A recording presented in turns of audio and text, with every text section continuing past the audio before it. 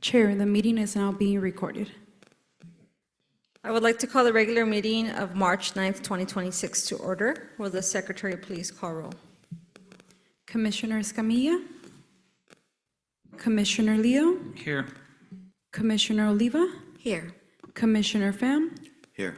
Commissioner Wu? Here. Vice Chair Benninger? Present. Chair Ramos? Present.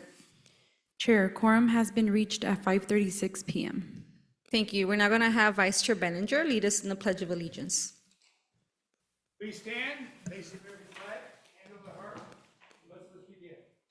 Pledge allegiance to the flag of the United States of America, to the republic which stands, one nation, under God, indivisible, liberty and justice for all. Thank you, Vice Chair Benninger. Before we begin, I would like to remind my fellow commissioners to turn your microphones on when speaking and off when not speaking. And when speaking, please place the microphone about 4 inches away from you. Thank you. For members of the public joining us this evening, there are 2 Spanish language interpreters available. If you would like to listen to the meeting or provide comment in Spanish, please see staff in the lobby to pick up a headset. Para los miembros del público que nos acompañan esta noche, hay 2 intérpretes de idioma español disponibles. Si desea escuchar la reunión o proporcionar comentarios en español, por favor comuníquese con el personal en el vestíbulo para recoger audífonos. Members of the public may attend the Planning Commission meeting either in person or virtually via Zoom. I now invite the Commission Secretary to describe how the public can access and participate in this meeting. This meeting is being live streamed via our portal at www.santa-ana.primegov.com/public/portal and on YouTube at www.youtube.com/cityofsantaana-videos. If you would like to provide public comment, you may do so in the following ways. Join the meeting via Zoom, enter the meeting ID number 893624342889. When the item you wish to comment on is being discussed, please select the hand icon to indicate that you would like to speak. Once called upon, remember to unmute yourself and state your name for the record. You can also join the meeting by calling 669-900-6833. Enter meeting ID number 893624342889. When the item that you would like to comment on is being discussed, press 9 to let us know you would like to speak. You will be called upon by the last 3 digits of your phone number. After you are called upon, you may press 9 to unmute yourself. For those who are attending this meeting in person and would like to provide public comment, please fill out a request to speak form and turn it into the secretary. All speakers will have 3 minutes to speak. I will alert you when your time is up. Moving on to public comments on non-agenda or non-public hearing items. Secretary, does anyone wish to speak? Chair, we have received a total of 2 emails in the form of public comments for non-agenda items before the 3:30 p.m. deadline, which has been distributed to the commission and posted online. If you are attending this meeting in person and would like to comment on non-agenda or non-public hearing items, please fill out a request to speak form and turn it into the secretary. If you are participating via Zoom and would like to comment on non-agenda or non-public hearing items, please select the hand icon to let us know you would like to comment. If you are calling in and would like to comment on non-agenda or non-public hearing items, please dial 9 and then 6 to unmute yourself. I will wait a few seconds. Chair, we do not have any speakers. Thank you. Moving on to the consent calendar, where it's one motion for all consent items unless an item is pulled for separate discussion. Is there a motion to approve item A, minutes from February 23rd, 2026, and item B, excused absences? I move. Thank you. We have a motion from Commissioner Wu Second. and a second from Commissioner Leo. I would also like to state for the record that we had Commissioner Escamilla join us at 5:38 p.m. Secretary, can you please call for a roll call vote? Commissioner Escamilla? Aye. Commissioner Leo, Aye. Commissioner Oliva, Aye. Commissioner Pham, Aye. Commissioner Wu, Aye. Vice Chair Benninger, Aye. Chair Ramos. Aye. Motion approved unanimously. Thank you. That concludes the consent calendar items. Moving on to the public hearing. I will now review the process for the public hearing so that everyone knows what to expect. Staff will provide a presentation and answer questions from the commission. The public hearing will be opened. The applicant will be given the opportunity to speak, limited to 15 minutes. Members of the public will be given the opportunity to comment, limited to 3 minutes. The applicant will be given the opportunity to respond to comments made by the public, limited to 5 minutes. The public hearing will be closed. Discussion will return to the commission with formal action taken to approve, deny, or continue review of the application. Please consider the following suggestions when organizing your comments. Please state your name. You may state your address, that is strictly voluntary. State whether you support, oppose, or are neutral to the proposal. Your statement should include all pertinent facts within your knowledge. Please note, decisions on these matters are final unless appealed within 10 days by any interested individual or party. Recommendations on these matters will be forwarded to the City Council at a later date for final determination. This is the time and place for conditional use permit number 2026-01 for the property located at 403 North Susan Street, located within two-family residence R2 zoning district. Before we begin, do any commissioners have anything they wish to disclose with regard to this item? I see there are no disclosures. Seeing none, case planner Fernanda Arias Hernandez will provide a brief presentation. Thank you, Chair. Good evening, members of the Planning Commission. For discussion today, we have conditional use permit number 2026-01. It's located at 403 North Susan Street in Council Ward number 5. The applicant is requesting approval of the conditional use permit to allow the expansion of an existing care home facility. The proposed project includes demolition of an existing 800 square foot building to allow the construction of a 3,274 square foot building that will contain 6 bedrooms, 2 treatment rooms, 4 administrative offices for employees, common space for the campus care center, employee restrooms, and employee break rooms. The proposed expansion will also accommodate for the increased number of patients from 42 to 48 patients. Staff is recommending to adopt a resolution approving the conditional use permit as conditioned. The site has a general plan land use designation of low density residential, or LR7. The zoning is 2-family residence, or R2, surrounded by a vacant lot and outdoor storage to the north, 2-family residential to the south, to the east, the triplex to the south, single-family and 2-family residences to the west. The lot size is 58,206 square feet, or 1.34 acres. For background, the site was initially approved through variance number 1970-21, which authorized the conversion of 6 single-family residences into a residential care facility with a maximum capacity of 30 patients.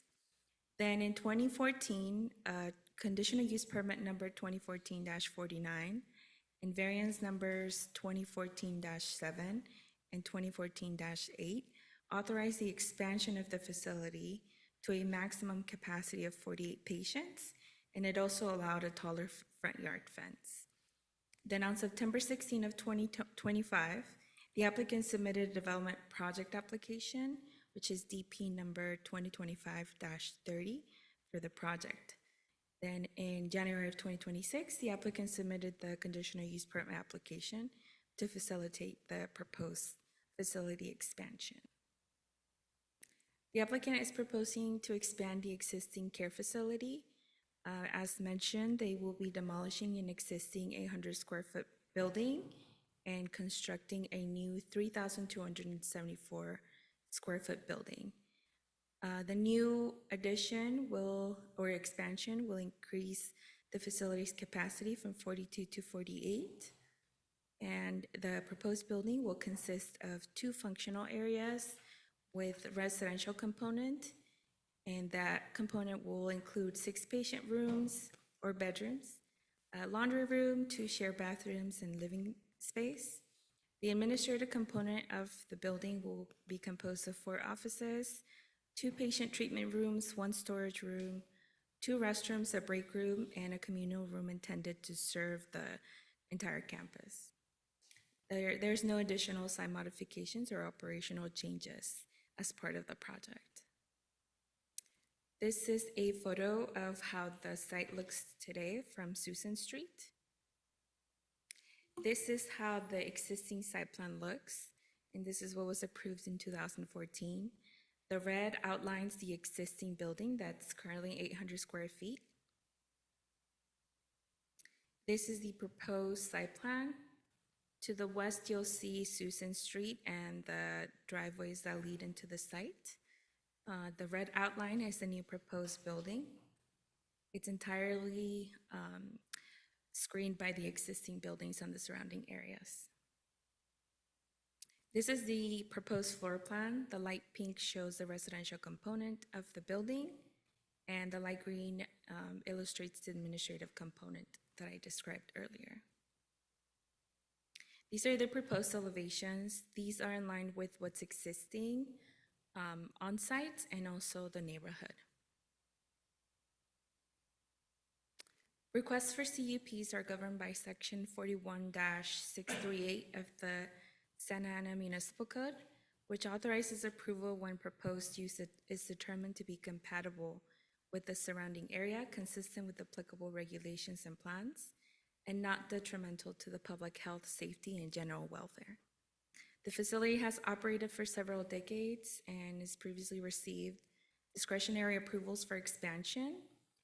The current request represents a modest expansion of an established residential care rather than introduction of a new land use. The project doesn't alter the established land use pattern of the neighborhood.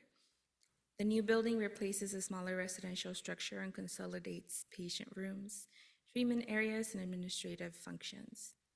The building footprint increases, but the use remains residential in character. The scale, height, and architectural design will remain compatible with surrounding residential development and maintain the visual character of the area. The project is consistent with low residential land use designation, and the project will also be consistent with several land use goals, which is 1, 3, and 4, which seek to accomplish responsible growth, compatibility among uses, and creation of complete communities. The project will remain categorically exempt pursuant to Section 15303 or Class 3 of the California Environmental Quality Act, or CEQA, because the project is smaller than 10,000 square feet in an urbanized area. A notice of exemption, environmental review number 2025-94, will be filed for the project, and there is no fiscal impact associated with the action. As such, staff is recommending to adopt a resolution approving conditional use permit number 2026-01 as condition. And I am available for questions that the commission may have. Thank you. Does the commission have any comments or questions for staff? Commissioner Wu? This property had been, and the operator of the John Henry Group, been operating since 1970, right? It's a residential facility. I believe John Henry thank you for your question, but I believe John Henry took over later on. I believe it was in 2014 when they bought the property. But the site itself has always operated or has operated as a residential care facility since 1960. And can you bring up the picture where you have the proposed building and the surrounding houses? First, I understand that they're demolishing the existing structure, which is 800 square feet, and you're going to up it to 3,000 something. And the way that it seemed to be proposed, it can't help but be surrounded by other residential properties, right? But it seems to me, due to the elevation and with sufficient landscaping, that it still conform with the zoning for the area. Am I correct in assuming that's what staff worked with the applicant? that's correct. Okay. And in doing so, you looked at the relationship to the existing in terms of noise and, all that stuff, right? Now, since it's a residential facility, the residents will not need any vehicle, right? So parking is not an issue for this property, right? Correct. Parking was still calculated per the land use, and they comply with parking regulations. Okay. And I don't have in front of me, but what is the proposed landscape? In there grass and trees or?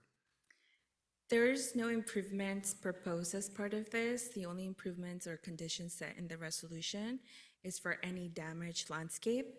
But the landscape, as it exists today, it complies with our landscape regulations. So you have existing foliage there and that will accommodate all that? Correct. Thank you. I just want to confirm that that's what I read in the proposal in terms of adopting resolution, that we don't have to mitigate anything. We don't have to adopt new ordinances for this property. We could continue, it's in conforming with our plan for the neighborhood and so on. Thank you. Thank you. Thank you, Commissioner Wu. Do we have any other questions or comments? Go ahead, Commissioner Escamilla. Yeah, this is for staff. So actually realizing that I took a tour of this location a year ago, just wondering if I need to I guess report that, but I guess it was before the application was submitted and anything was on the agenda. But just, I guess out of an abundance of caution, should I still mark something down on our notification paperwork? Yeah. Okay. Yeah. So took a tour of the facility about a year ago. So to Commissioner Wu's point, it's right in the middle. So it's surrounded by the rest of the structures. So that was my only observation is you can't really tell. It doesn't seem like you can tell anything that's going on right in the middle of the property from any sort of public vantage point or really any of the neighbors from my experience of the walking tour of the location. So that was about it. Thank you. Thank you, Commissioner Escamilla. Vice Chair Benninger? Yes, I just want, this is senior type living, correct? Senior assisted living? It's a residential care facility. I don't believe it's just for seniors. It's individuals with schizophrenia. There's some sort of mental health component in schizophrenic residential facility. And I think the applicant can answer probably more details on the population. Interesting, because I would like to point out, you can just barely see in the picture that it is a fence that's closed. When I drove by there, I couldn't go in because of the fenced area, so it really is fenced in property. Thank you, Vice Chair Benninger. Commissioner Pham? Yep. There was a public comment regarding some neighbors thinking that the use is not compatible with the neighborhood.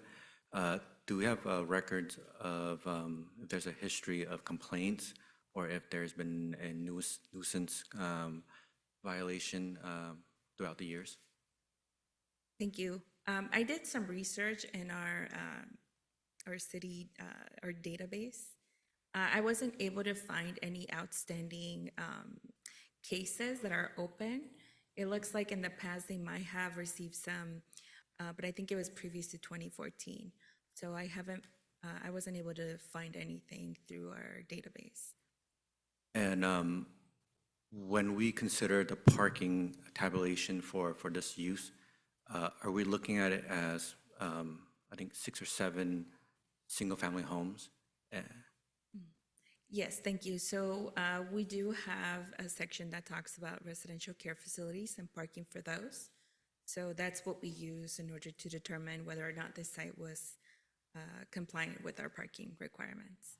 And the improvements, they're not adding more parking, that's right? Correct, yeah. They were overparked when it was first approved in 2014. So this addition kind of Even falls with the within the park. administrative component, the additional parking is covered? Correct. Okay, that's all for me. Thank you, Commissioner Pham. Do we have any additional questions or comments from the commission at this time? Seeing none, the public hearing is now open. Recording Secretary, have we received any written communication, or is there a member of the public that would like to comment on this item? Chair, we have received a total of 1 email in the form of public comments for this item before the 3:30 p.m. deadline, which has been distributed to the commission and posted online. If you are attending this meeting in person and would like to comment on this item, please fill out a request to speak form and turn it into the secretary. If you are participating via Zoom and would like to comment on this item, please select the hand icon to indicate that you would like to speak. If you are calling in and would like to comment on this item, please dial 9 and then 6 to unmute yourself. I will wait a few seconds.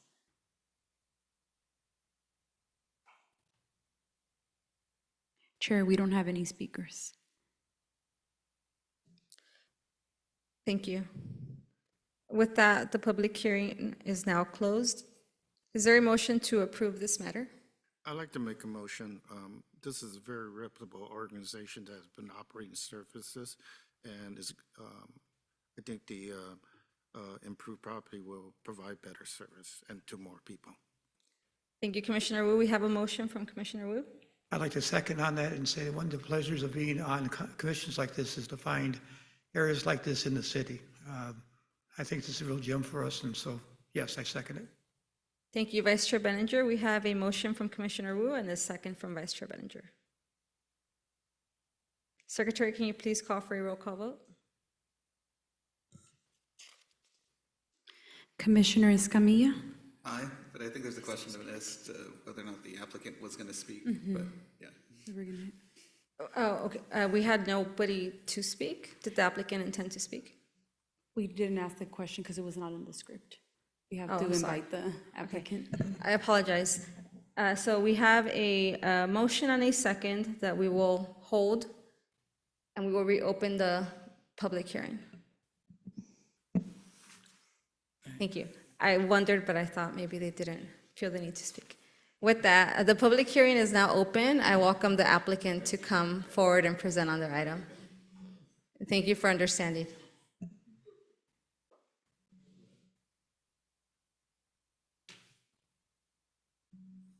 Hello, my name is Mindy Andrews. I'm the Executive Director of the John Henry Foundation and the administrator of the facility that we call Moore Village. We just really appreciate all of the support that we've received from the city as we've gone through first look and then preparation for the CUP. We really appreciate that, the work that has been done on behalf of the city and Orange County Fire Authority to review our proposal. So we just, it appears that you were about to go for a yes vote, and I don't want to get in the way of that. So I'm going to step aside unless there are any questions for me. I've been there 15 years. It was my anniversary last weekend. I love that program. I promise you we will do everything we can to take the best care of our folks through the construction, and we are delighted to be able to assist our people in aging in place and to welcome a few more people to a new home that they so desperately need. Thank you. Thank you very Questions much. for me? Does anybody on the commission have any questions for the applicant? Great, thank you. Thank you very much. And recording secretary, we don't have anybody else in the public that intends to speak on this item, correct? No, we do not. Thank you. With that, the public hearing is now closed, for reals this time. So we're gonna take back the motion that we had. We had a motion from Commissioner Wu along with a second from Vice Chair Benninger. With that, Secretary, can you please call for a roll call vote? Commissioner Escamilla, Aye. Commissioner Leo, Aye. Commissioner Oliva, Aye. Commissioner Pham, Aye. Commissioner Wu, Aye. Vice Chair Benninger, Aye. Chair Ramos. Aye. Motion approved unanimously. Thank you. Congratulations.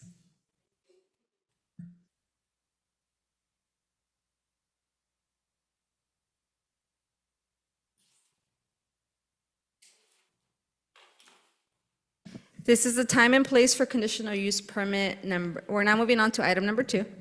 This is the time and place for conditional use permit number 2026-02 and 2026-05 for the property located at 2702 North Bristol Street, located within the Community Commercial C1 zoning district. Before we begin, do any commissioners have anything they wish to disclose with regard to this item? Commissioner Leo. Yeah, I spoke to the applicant briefly last week. We spoke about the ingress and egress on the property. Thank you, Commissioner Leo. Vice Chair Benninger. I also talked on Thursday on a phone call set up by ex-mayor Polito, and we talked about bioswales and drainage away from the property. Thank you, Vice Chair Benninger. Do we have any additional disclosures? I got a call, but I didn't talk to him. Thank you, Commissioner Wu. Seeing as there are no additional disclosures, our case planner, Fernanda Arias Hernandez, will provide a brief presentation. Thank you. Good evening again. This is the time and place for conditional use permit numbers 2026-02 and 2026-05 for the property located at 2702 North Bristol Street in Council Ward Number 3. The applicant is requesting approval of the conditional use permits to facilitate the construction of a new 1,600 square foot convenience store and a service station with 8 fuel dispensers covered by a 1,963 square foot canopy. The conditional use permit number 2026-02 would allow the noxious use, and then 2026-05 would allow the service station and convenience store to operate 24 hours. Staff is recommending approval of both conditional use permits to allow the noxious use and after-hours operations. The site is located at the corner of Bristol Street and Memory Lane. It has the general plan land use designation of general commercial and a zoning of community commercial, or C1, surrounded by multifamily residences to the north, eating establishment and retail establishments to the east, retail and a laundromat to the south, and a multifamily residence to the west. The lot is 19,569 square feet, or 0.45 acres. The project is located at a key intersection that acts as a gateway to the city from City of Orange.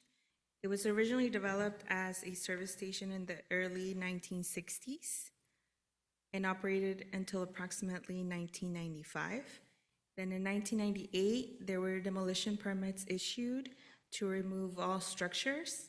And then in 1999, there were permits obtained to remove the underground fuel storage tanks. Since then, the property has remained vacant. Due to the site's prime location, the city has encouraged redevelopment over the years. While staff has received numerous applications, they haven't been able to redevelop the site. They got as far as going into plan check in 2015 for a new commercial building, but the permits expired. And then finally in 2025, June 5, 2025, they submitted a development project application, DP number 2025-18.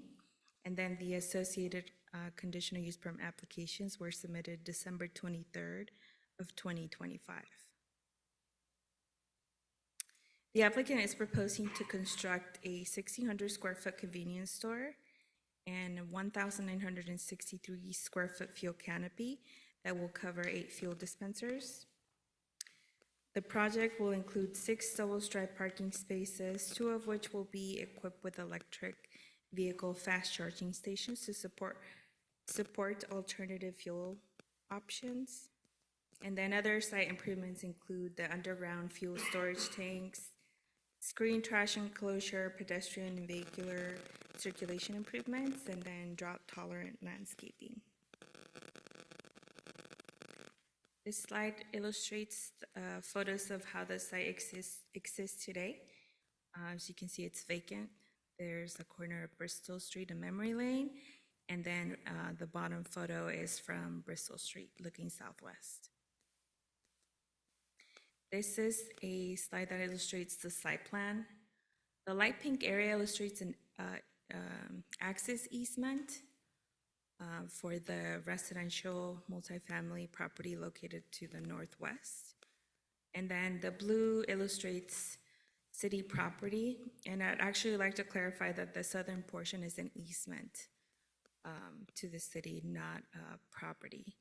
But the location on Bristol, the blue area highlighted along Bristol, that is city property. This is a conceptual landscape plan that will include all of the trees that they're proposing are part of the designated tree species. There's a total of, I believe, 10 trees that are going to be planted, along with ground cover that will be all drought tolerant.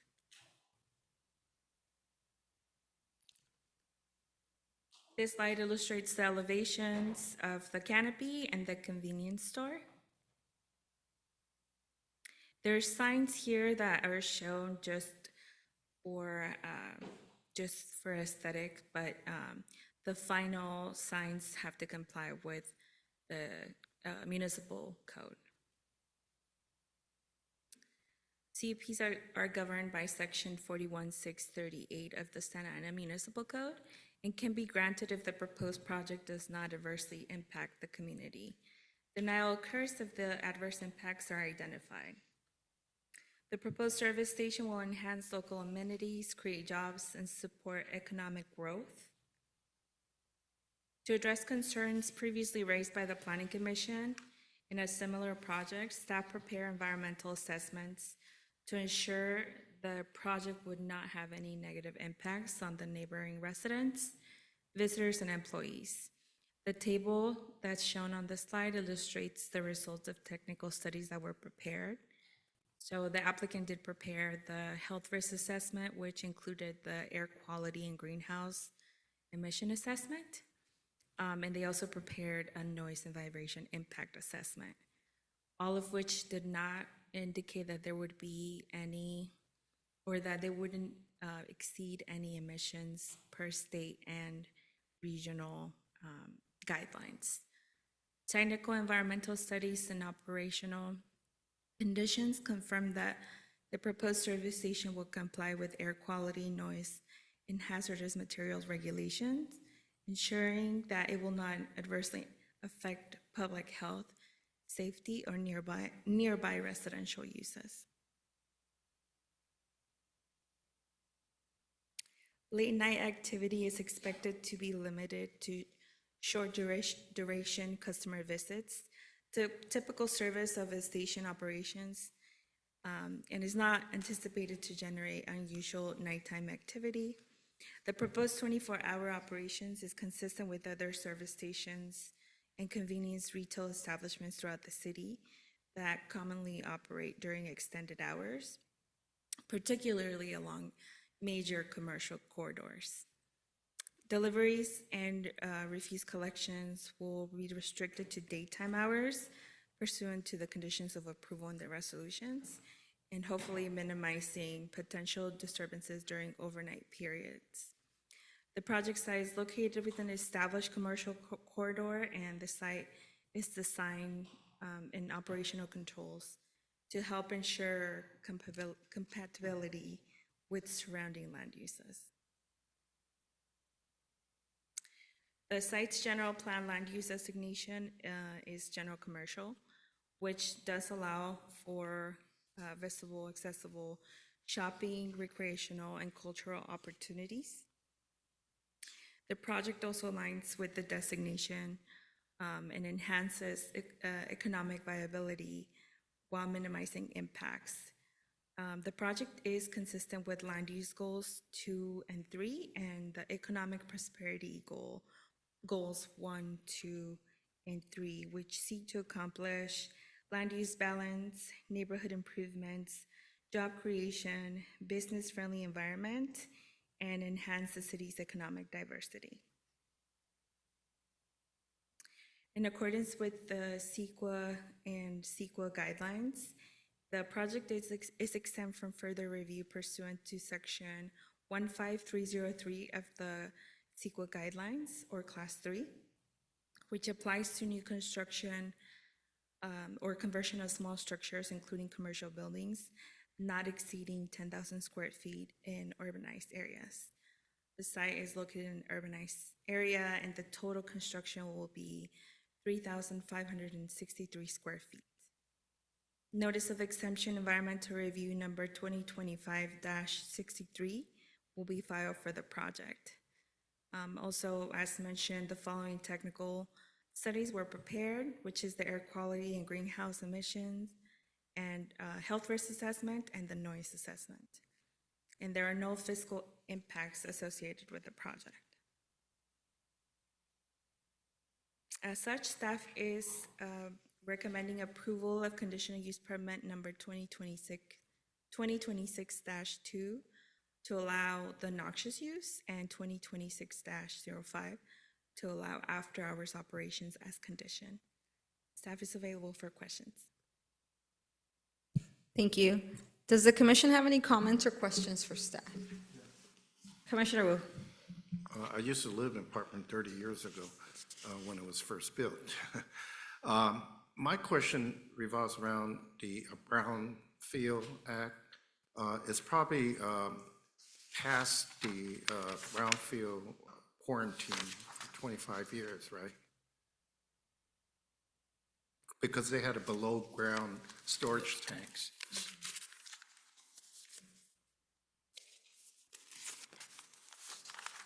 That's correct. They did have underground storage tanks. Okay. So is the proposed project going to have above ground or below ground? The project, thank you for your question. The project will have underground storage. Below ground? I didn't Below hear. ground, yes. Okay. Under new guidelines for below ground, right, more modernized containment for below ground, right? Correct. That is seismic and all that kind of stuff. The second thing is the late night hours. Currently, the property next door with the Alfonso Liquor Store has some rowdy people hanging out there. And I think there's some mitigation that's being proposed for naked hours, which is basically camera or whatever. So the manager of the store will be, since it's 24-hour, will be responsible for mitigating it, right? Thank you for your question. There will be cameras that are proposed, or we recommended as part of the resolution approval. But I'm not sure that it involves store manager being there as part of the resolution, but if you'd like to add language about a store manager being No, I didn't want to present. change it. I just was wondering on our enforcement and monitoring. And those apartments, pretty good soundproofing, except if you live on the first floor and the guy from up above stomps around. But from the street noise, you don't hear anything. The third thing is, I seem to remember a traffic study for a right turn on that corner. What is the status of that right turn? That would be a question for Public Works. I believe that this project incorporates the design, but we do have Public Works in attendance, Public Works staff, so they would be able to answer those So questions. their study and recommendation and public comments will be incorporated with that as you add in, because it's on a corner, so you have two ways getting in and out of the place, right? As a busy right turn, because people are getting off the freeway, and Bristol is a major arterial, and Memory Lane is one of those other, you know. Yes, I can mention that as part of the approval, the traffic division did require that in order for this to be a safe environment, vehicles that are proposing to exit either on Bristol or Memory Lane cannot turn left. So it will be right only and hoping to mitigate any potential traffic concerns. And my comments are not negative, it's just bringing it up for public record as we discuss this.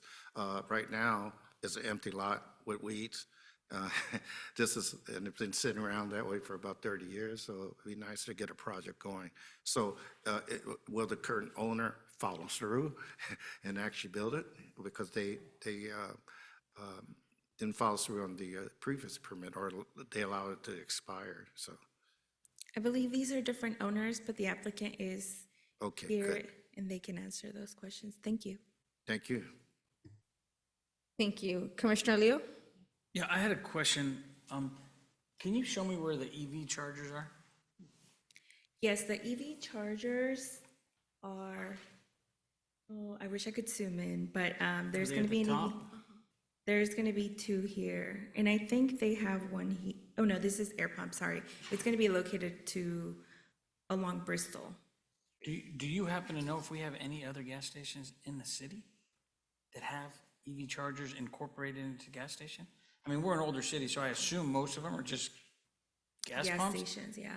Because as we transition, however quickly we do this, I mean, this is a good start to, if we add quick EV charging to our gas stations as we transition over. So I just wanted to know where they were. And as I mentioned earlier, the ingress and egress was the question.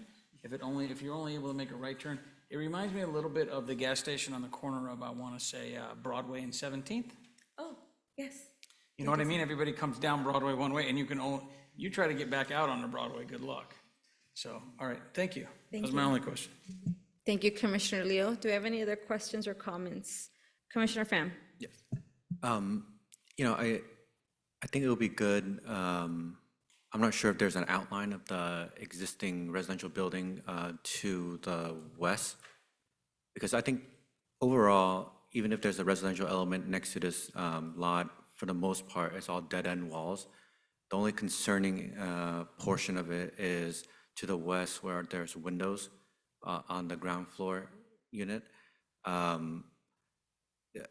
You know, it looks to me like it's like a zero lot line for the residential building, and then there's an easement, and then the applicant is proposing to build a fence.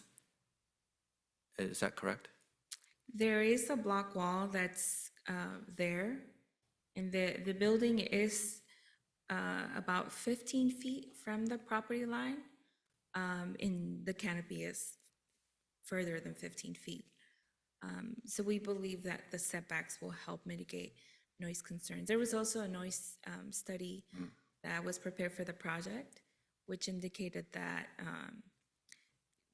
the implementation or the construction and operational standards are not going to raise what's already there in terms of noise. So essentially, there'll be like an alley in between the residential unit-ish, well, with no vehicle access, but there'll be a Correct. gap. Correct. Were there discussion in relation to the landscape plan if the applicant was willing to introduce trees rather than just ground covering along the western property line as an additional screening element? Because, you know, the block wall, I'm assuming is only 6 foot tall, the proposed block wall. Additional taller greenery might kind of alleviate some concerns from the residents in terms of noise, as well as it looks like only plants are proposed at the corner, and everything else along the western and northern property line is ground covering, if I'm reading it correctly. Yeah, you're correct. Yeah, but we can add that as a condition to include taller landscape. And I can ask applicant if they're amicable to it, but that would be my kind of suggestion, if they're amicable to it as a screening element, yeah. Thank you. Yeah, I would definitely ask if they have the landscape architect here, just to make sure that the width of the landscape planter allows for taller trees. And my one other concern is the location of the air and water. It's quite close to the only residential wall that has windows exposed to the site. Potentially, it could be relocated to the other end, just because those residential walls are dead-end walls, so, the noise issue wouldn't be an issue, because, the compressors, they are loud, and it's 24-hour service. Yeah. Those are my comments. Thank you. Thank you, Commissioner Pham. Vice Chair Benninger? Looking at those charging stations, could they be expanded in the future if they wanted to go to 4? I'm sorry, can you repeat the question? Could the EV stations for charging be expanded from 2 to 4 if necessary? I know it's up to the owner that says if it's profitable for them, they can do that, but is that possible for them to do? Sorry, Commissioners, can we pause all side conversations so we can hear the questions and staff response? Thank you. Vice Chair Benninger, yes, there are a total of 4 spaces on that north bank. Currently, the EV charger would service 2. In the future, if the property owner wanted to, they'd be able to install another charger to service the 2 additional parking spaces on that north bank. Would that require a permit from us at all? That would require a permit, yes. Okay. Concern I do have, first of all, I have an electric vehicle, so I like the idea of seeing charging. My only fear is that being next to all the apartments next to it, that someone might use that, an EV park as overnight parking. And I guess that's really not our concern per se, but I would talk to the owner about putting a limited time in those EV stalls. That would be my concern. Otherwise, the project was good. I was told there's no bioswale, so that means any water coming out or filling of gas tanks is not going to risk getting into the water table, which is good. To go back to Alan's question, the new tanks, I'm assuming it's going to meet all the standards of air quality. So new tank will be double wall tanks. They monitor in between the 2 tanks for any sign of leaks or possible damage caused by earthquake or what have you, as well as the nozzles do a very good job knocking down the vapors and capturing of them. So they meet all the present OSHA requirements. We're in good shape. Thank you. Thank you. Thank you, Vice Chair Benninger. Commissioner Oliva? I have 2 questions for the after-hour CUPs. How many after-hour CUPs are in the area? And do we know if this project's going to submit an ABC license application? Thank you. The only site in the surrounding area that has a CUP for after hours is the 7-Eleven that's located to the south. And then in terms of an ABC license, there's an overconcentration, so staff wouldn't be able to make a finding to approve an ABC license here. Thank you for clarifying. Thank you. Do we have any additional questions or comments for staff? Go ahead, Commissioner Escamilla. Yeah, just wondering how the, how the breakdown of responsibility is going to occur with the landscaping that's on the private property versus that which is on city property. So is there an agreement for continuing the maintenance? I guess this is more on the east side of, or west side of Bristol. So will there be a section where it's basically blank landscape or just kind of city maintained? So are you going to expect like grass, then dirt, then cement, or sorry, then sidewalk? Is that kind of the expectation at this point? I think for now, it's just gonna remain landscaped. And then once the city decides to demo to do the site improvements or street improvements, then at the time, they'll take away the landscape. But I believe it's meant to remain landscaped until street improvements actually happen. Okay, so in this case, we will be maintaining the landscaping indefinitely on this property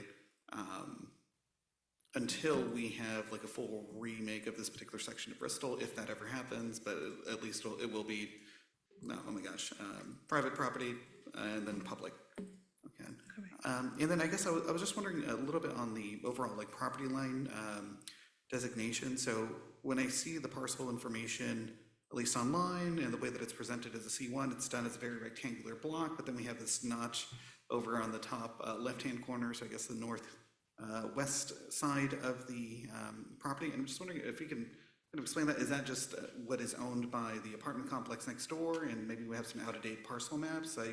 Again, I'm just, seeing whatever we have the county database as being a square, and then again, just a lot of the other things being very rectangular, but then this design behind me having a little bit of a notch. So what's going on, I guess, right there?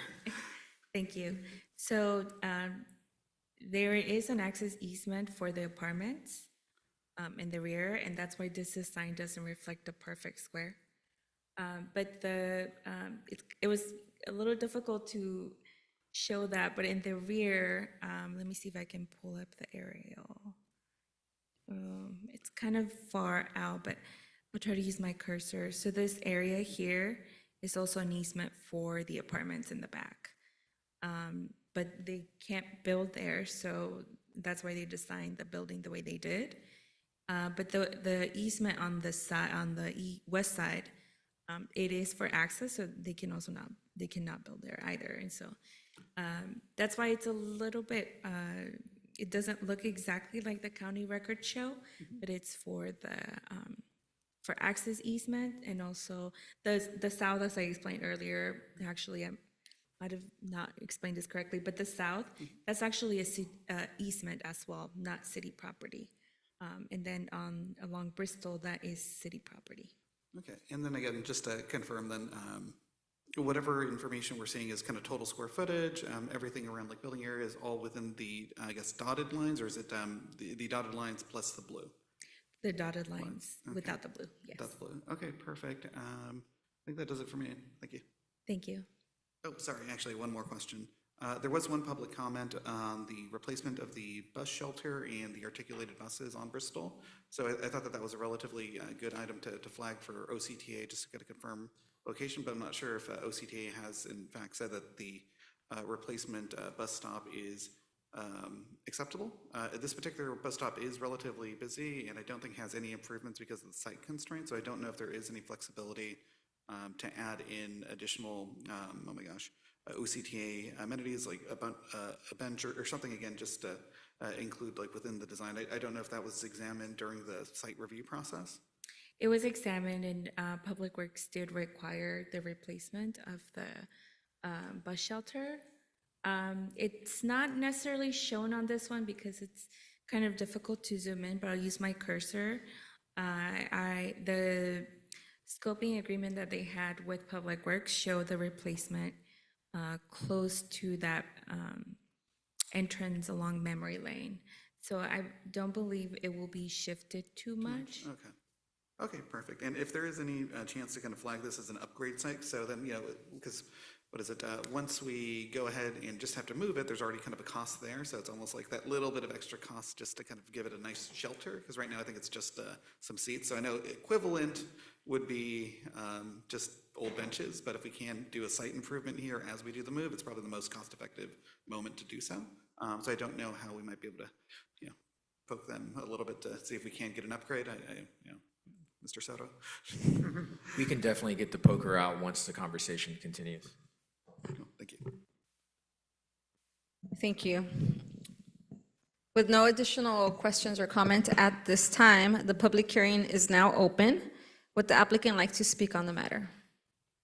You'll have 15 minutes. Good afternoon, Madam Chair and members of the Planning Commission. My name is Ahmad Gaderi with ANS Engineering. We're the consulting architect for this project. Thank you for your time. I don't really want to take too much of your time on presentation, but I will just address some of the comments by some of you members, starting from my right, Councilmember Wu.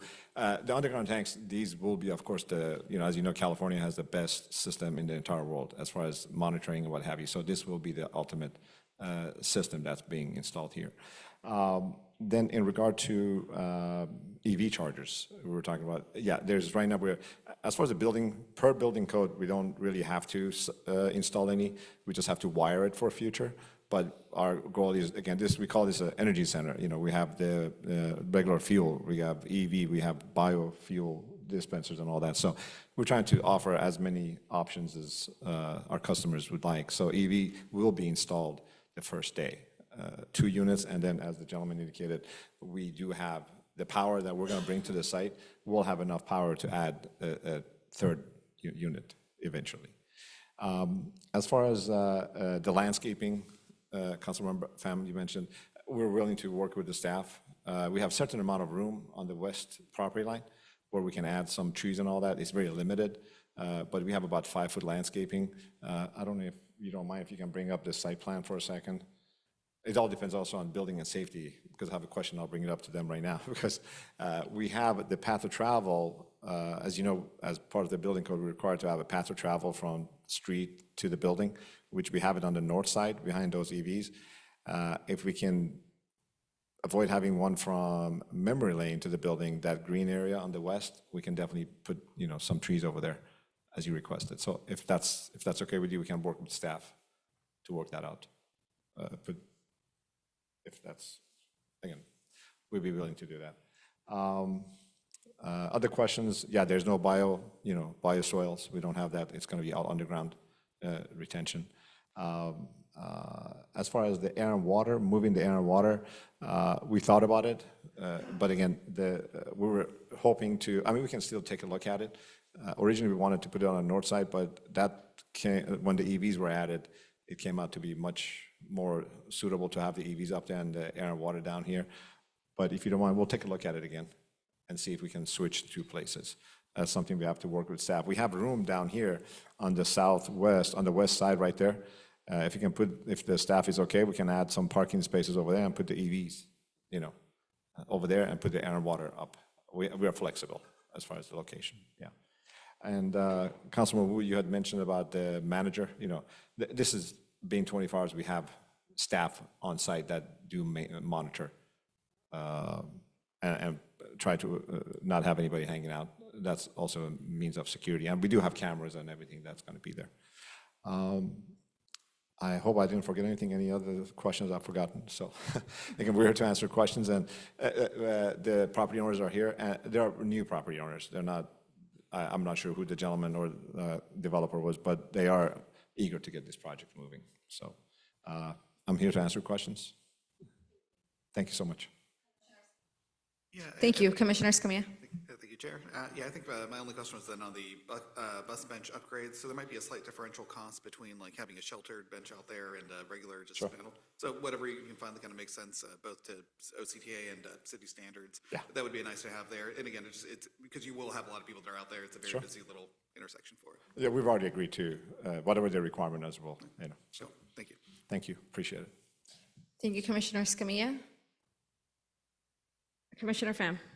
Yeah, I appreciate your being amicable to looking at the landscaping. My main concern is the western side of it. It looks like you already have one path of travel on the northern. Yeah. So, and there's no path of travel being proposed on the western property line, so I don't think there would. We'll work be a with staff. conflict I there. think during the building plan check, sometimes they ask for both, Right. which I think is redundant.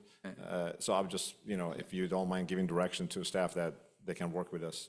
Again, it's not a matter of the cost. It's just a matter of applying, meeting both the building and your requirements. That's all. Yeah. If you were able to work with Fernanda, that'd be great. Okay. Thank you. Thank you, Vice Chair Beninger. When the old tank was removed, I assume that there was no environmental issue with that when the old tank was removed? I don't have the history of the tank, but all I know is that the site has no further action. Okay, excellent.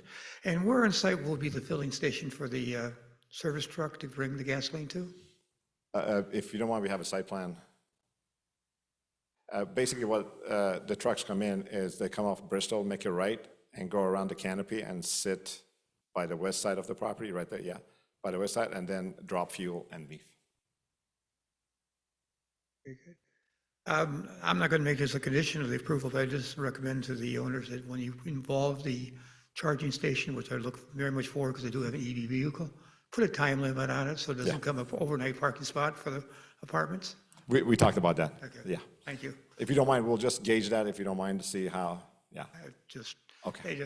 we're not under power to ask for Absolutely. that, but just recommend it. that's all. Absolutely. Thank you. Are there any additional, Commissioner Escamilla?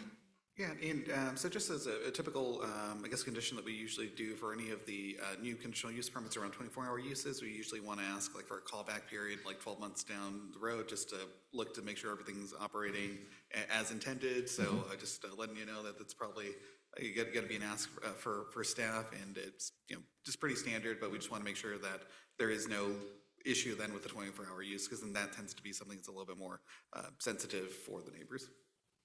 I'm sorry, are you saying you're adding a condition, or is that just? Yeah, because we usually like to kind of have a report back or have staff examine the, if there are any sort of calls and complaints within that like first year of operation. Okay. Yeah. Sure, no problem. Thank you. And I have one question. So the fueling will happen essentially adjacent to the apartment building, correct? Well, the truck is going to sit on the west side of the tanks.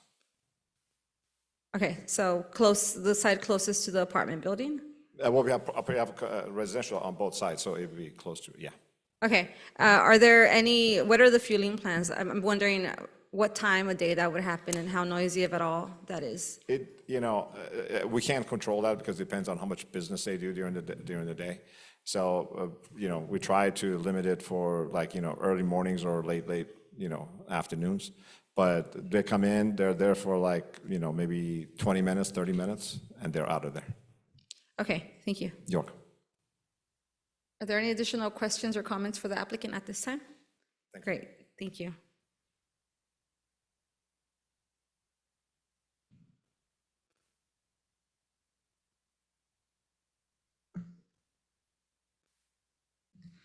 Recording Secretary, have we received any written communication, or is there a member of the public that would like to comment on this item? Chair, we have received a total of 2 emails in the form of public comments for this item before the 3:30 p.m. deadline, which has been distributed to the commission and posted online. If you are attending this meeting in person and would like to comment on this item, please fill out a request to speak form and turn it into the secretary. If you are participating via Zoom and would like to comment on this item, please select the hand icon to indicate that you would like to speak. If you are calling in and would like to comment on this item, please dial 9 and then 6 to unmute yourself. I will wait a few seconds.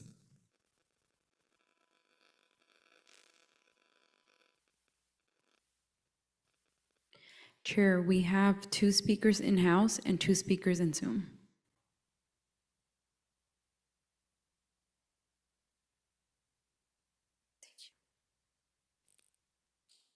Can we please have Lyle Dale come forward? You will have 3 minutes.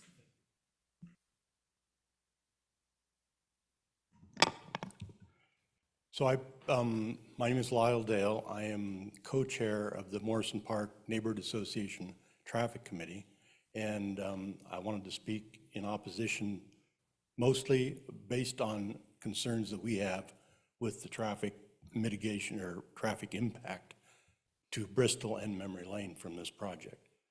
I did submit comments, so maybe you've seen those already. First off, maybe you could go back to the site plan.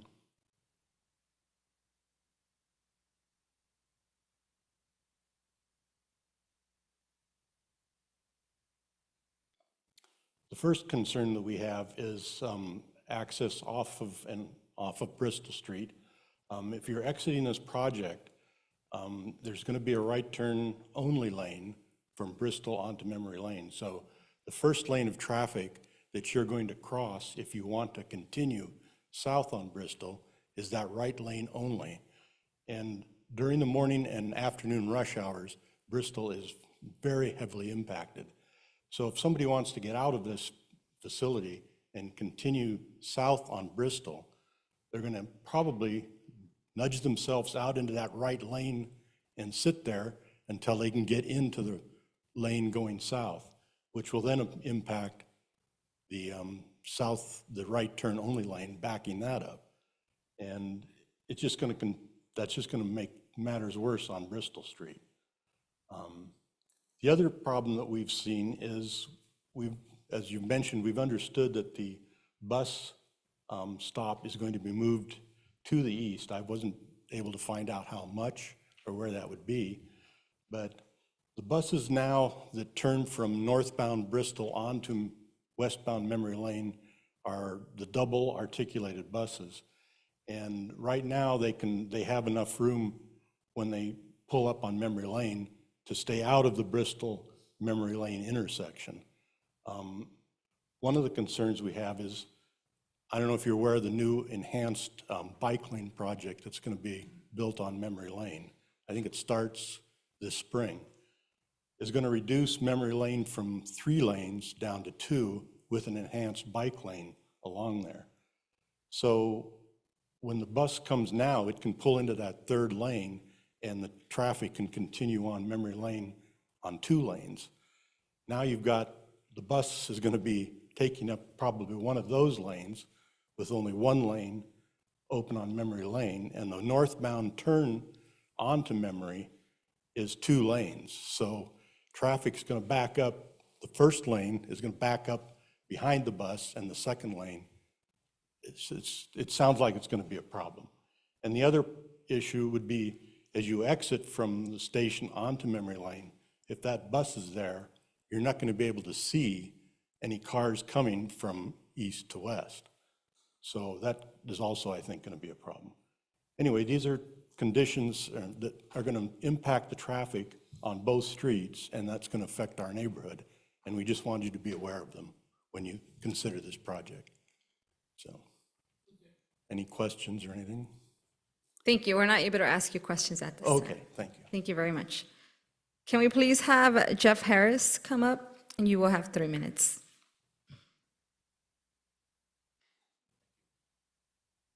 I represent the management company and the ownership of the apartment complex that surrounds this property. So we have a very vested interest here, obviously, very concerned about the noise, very concerned about the size of this project.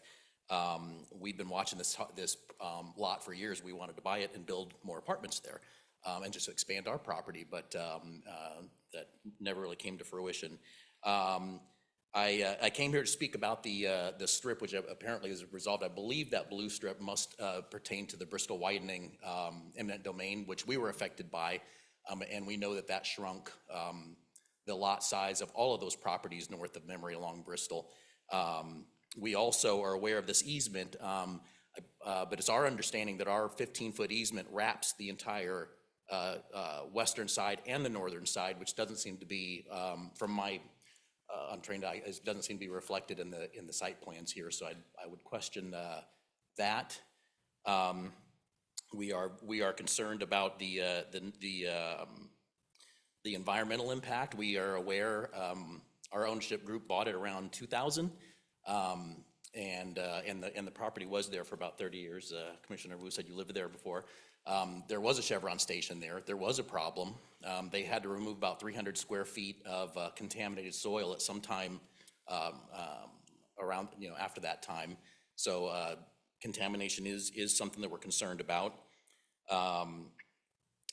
Knowing that there are pretty strict size restrictions here, to the comments earlier about expanding the EV stations, I don't see how there's going to be any further room for any kind of expansion, because it looks like they're really squeezing everything into a tight space here.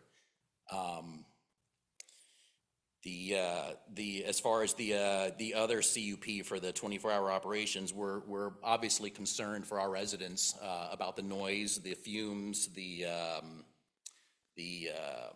soil vapor, this precedented hazmat spill that's occurred in the past. We believe we do have windows on the western side, as as was brought up prior. In fact, my manager is here, and he lives near there, so he's concerned as well as a resident. We polled some of our residents, and they're concerned about the noise, and especially the 24-hour aspect of it. As it's come up here, the truck being on that side, that's definitely going to impact our residents, our ability to conduct our operation and maintain the quiet enjoyment that we need for our residents, the light pollution that's going to occur for our residents as a result of this, and then the necessity. There's a Shell station catty corner from the property. There's a 7-Eleven directly across the street. As far as a necessity for the community, Just doesn't seem like a public necessity for a 24-hour disturbance of the families that live in our property. Thank you. I And just to- apologize, you're at time. Okay, thank you. Thank you so much.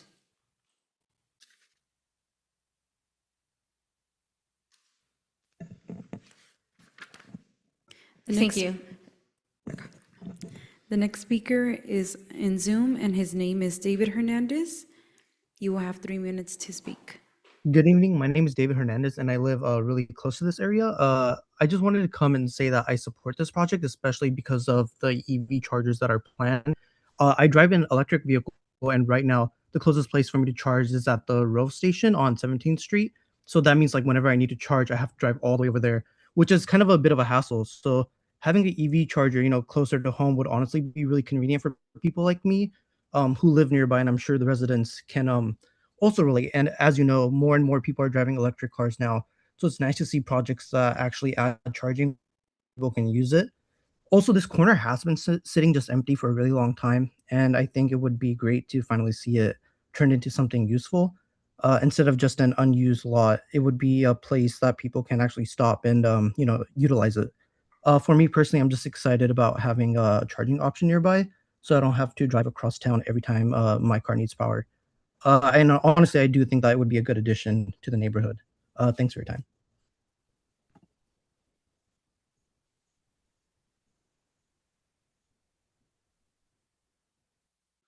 Next speaker is Karina Dominguez. You will have 3 minutes to speak. Hello, good evening. My name is Karina Dominguez and I live nearby. I wanted to come tonight and share that I support this project. I've been a resident in the area for a long time, and that corner has been sitting empty for a really long time. When a property stays vacant for years, it can start to feel a little neglected, and unfortunately, that's what's happened with this site. One of the things that concerns me the most is the condition of the site at night. It's not really well lit, and because it's empty, you never really know who might be around there.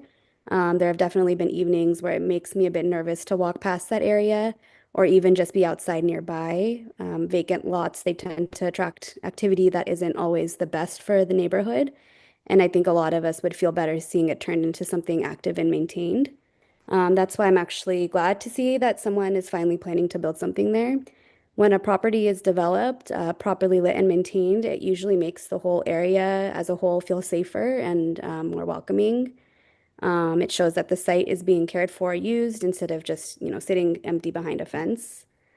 I am also excited to see that it's going to include the EV option. I think it's great, when projects offer more choices to keep up with how transportation is evolving. So having those options available, locally is a benefit for people in the community and definitely for myself. Overall, I think it's just a positive step for the neighborhood to finally see a site developed. And instead of an empty, dark corner, it's going to be something that adds activity and value in that area. So, as someone who lives nearby, I'm really looking forward to seeing that change. Thank you for your time. Thank you. Point of clarification for staff. Can the commission ask questions of staff at this time and then the applicant gets the opportunity to speak again, or do we allow the applicant the opportunity to speak again first? You can close the public hearing and then direct any questions that you may have of staff. And then if you so choose, you can reopen the public hearing if you want to go back to that. Okay, I wanted to avoid reopening unless, I know in the past we close, reopen, close, reopen. So can I leave it open? I can, okay.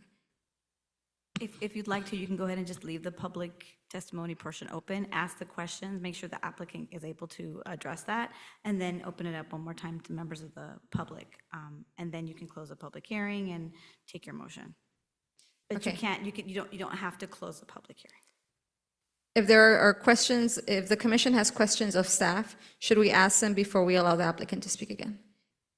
I'm thinking that It the might applicant. make more sense to do that because that way Yes, the applicant may want to yes. respond to that. Okay. Yeah, that's fine. Thank you. So I'm now going to take questions of the commission for staff, and I'll actually start with one. So I did ask a bit about the fueling and when the fueling would happen. So I recall in the past when we were considering a gas station at the corner of Tustin and Santa Clara, that would have been next to a preschool, I believe it's Plumfield Preschool. the commission spoke about limiting fueling time to specific hours so as to not disrupt the preschool because it is a sensitive use.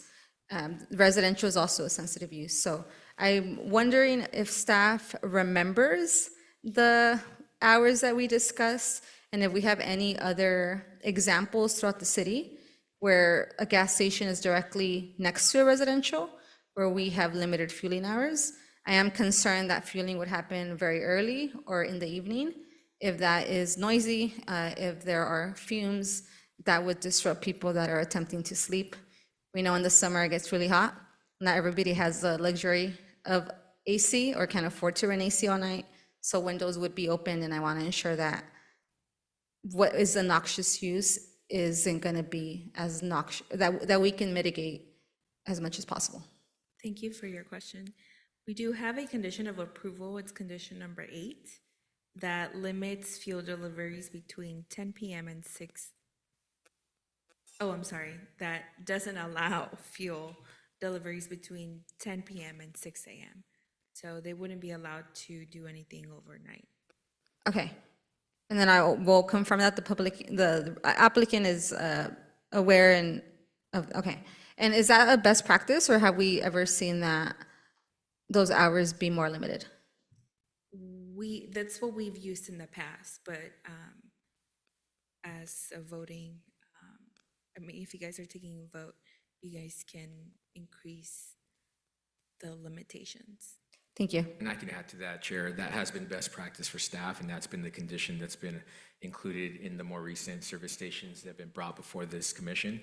But such as Fernanda mentioned, if for this site, since CUPs are site-specific, if you deem that the condition of approval can be more narrowly tailored for something that addresses conditions or potential impacts related to the use at this site, then that condition can be modified. Thank you. I'll see what the rest of the commission thinks, but I may be interested in limiting by 1 additional hour, so 9 to 6. Commissioner Wu. I'm addressing this to Ricardo and Pedro. In cities like Santa Ana, Garden Grove, Westminster, Tustin, Anaheim, there are gas stations on corners like this. There's one right diagonally across the street where you have a busy street turning into the property of a convenience store or a gas station and coming out the other side. While I hear the concern of the residents, I am concerned. As I hear the concern of the apartment house, I understand that. But also see that at another level, outside of our jurisdiction, we need to think about this thing, major arterial getting traffic through and having something that serves those monsters, on 4 wheels. And I don't know what to do about that, because it's already been done. We're in the middle of that kind of society of having those kind of convenience store. Now, in another city, like the city of Irvine, they got wider streets and planned community. And, they put the business districts on corners that, it's not inconvenience like this. So, over impact, older city like Santa, I don't know what to do to mitigate that. But to the extent that we are, it seems like staff did its homework. And by the way, you're working her overtime in terms of collecting all this data and going back and looking for any complaints and things. So I see that we've done our job to try to mitigate as much as possible, work with the developer in terms of putting the things, to mitigate it with the concern for the residents, So, and, like I said before, this property has been vacant for some 30 years. And I was there when it was a Chevron station. And I'm glad that the soil has been removed. I hope that there's nothing left. And as it's been certified, that there's no ongoing issue. So when they start digging and stuff like that, I don't see the potential, but I can't guarantee, anything. I don't see the potential of anything contaminant being released. So that's what's troubling me today in terms of making the decision. We dot our I's, cross our T. In the end, we still got something that we cannot end unless we get rid of the automobile, get rid of something else at another level that make deals with oil companies, and go back to what we passed for more EV cars and all that, and supporting that, you know. But we don't live in that world. We live in today's world where, we still have dinosaur cars, and there's a market for a convenience store with that. And as I understand the mitigation that the property owner and management is going to put in place, I hope that mitigates some of the concern from the residents. Thank you, Commissioner Wu. Does anybody else on the commission have a question for staff? Go ahead, Commissioner Pham. I'm not sure if this is a question for planning or public works, but I want to go back to the site plan showing the easement to the west.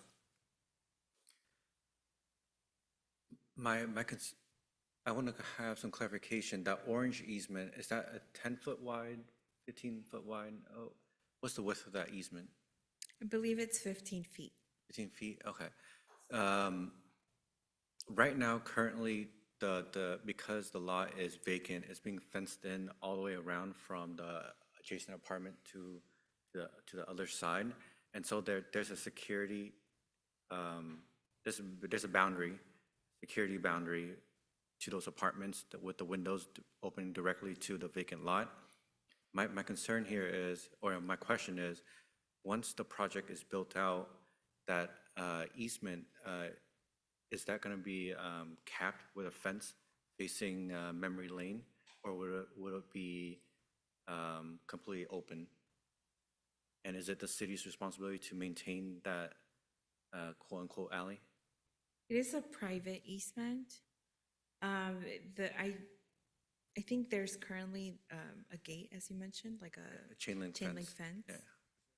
It doesn't call it out on the plans, but we can add a condition to fence. That would be the my area. suggestion, because I foresee once this lot is no longer vacant and it's not being fenced in as a vacant lot, obviously the current property owner of the gas station, they'll take care of their boundary condition. But if there's no communication between the gas station owner and the residential property owner, and that alleyway or that easement becomes unprotected, then we have a dark alleyway, especially when there's no sight lighting proposed. The gas station is being lit towards the gas station side. Doesn't look like there's wall lighting on the apartment side. And so we have essentially a dark alleyway. And if there's no protection from Memorial Lane or Memory Lane, then it's just asking for issues down the road. So I suggest, it doesn't need to be a condition, but I suggest maybe you work with the applicant or Public Works. I don't know who's responsible to kind of monitor and secure that area. If I may, I would just suggest that it's left as a little bit vague, just because there's an access easement. I'm not sure how much right the current property owner has to build a fence there. If I can add to that, if to address the commission's concern related to the easement, a condition could be included that staff work with the applicants to address the issue related to securing the easement with any of the easement holders. That way we can see who has access easements over that space. And the team worked with those folks to secure the easement through fencing or appropriate gate, so that there isn't a condition such as you're describing, Commissioner. Thank you, Commissioner Pham. Vice Chair Benninger? We do have a representative from Public Works here, Monica Suter. Could you describe how long or when will the right turn lane be done?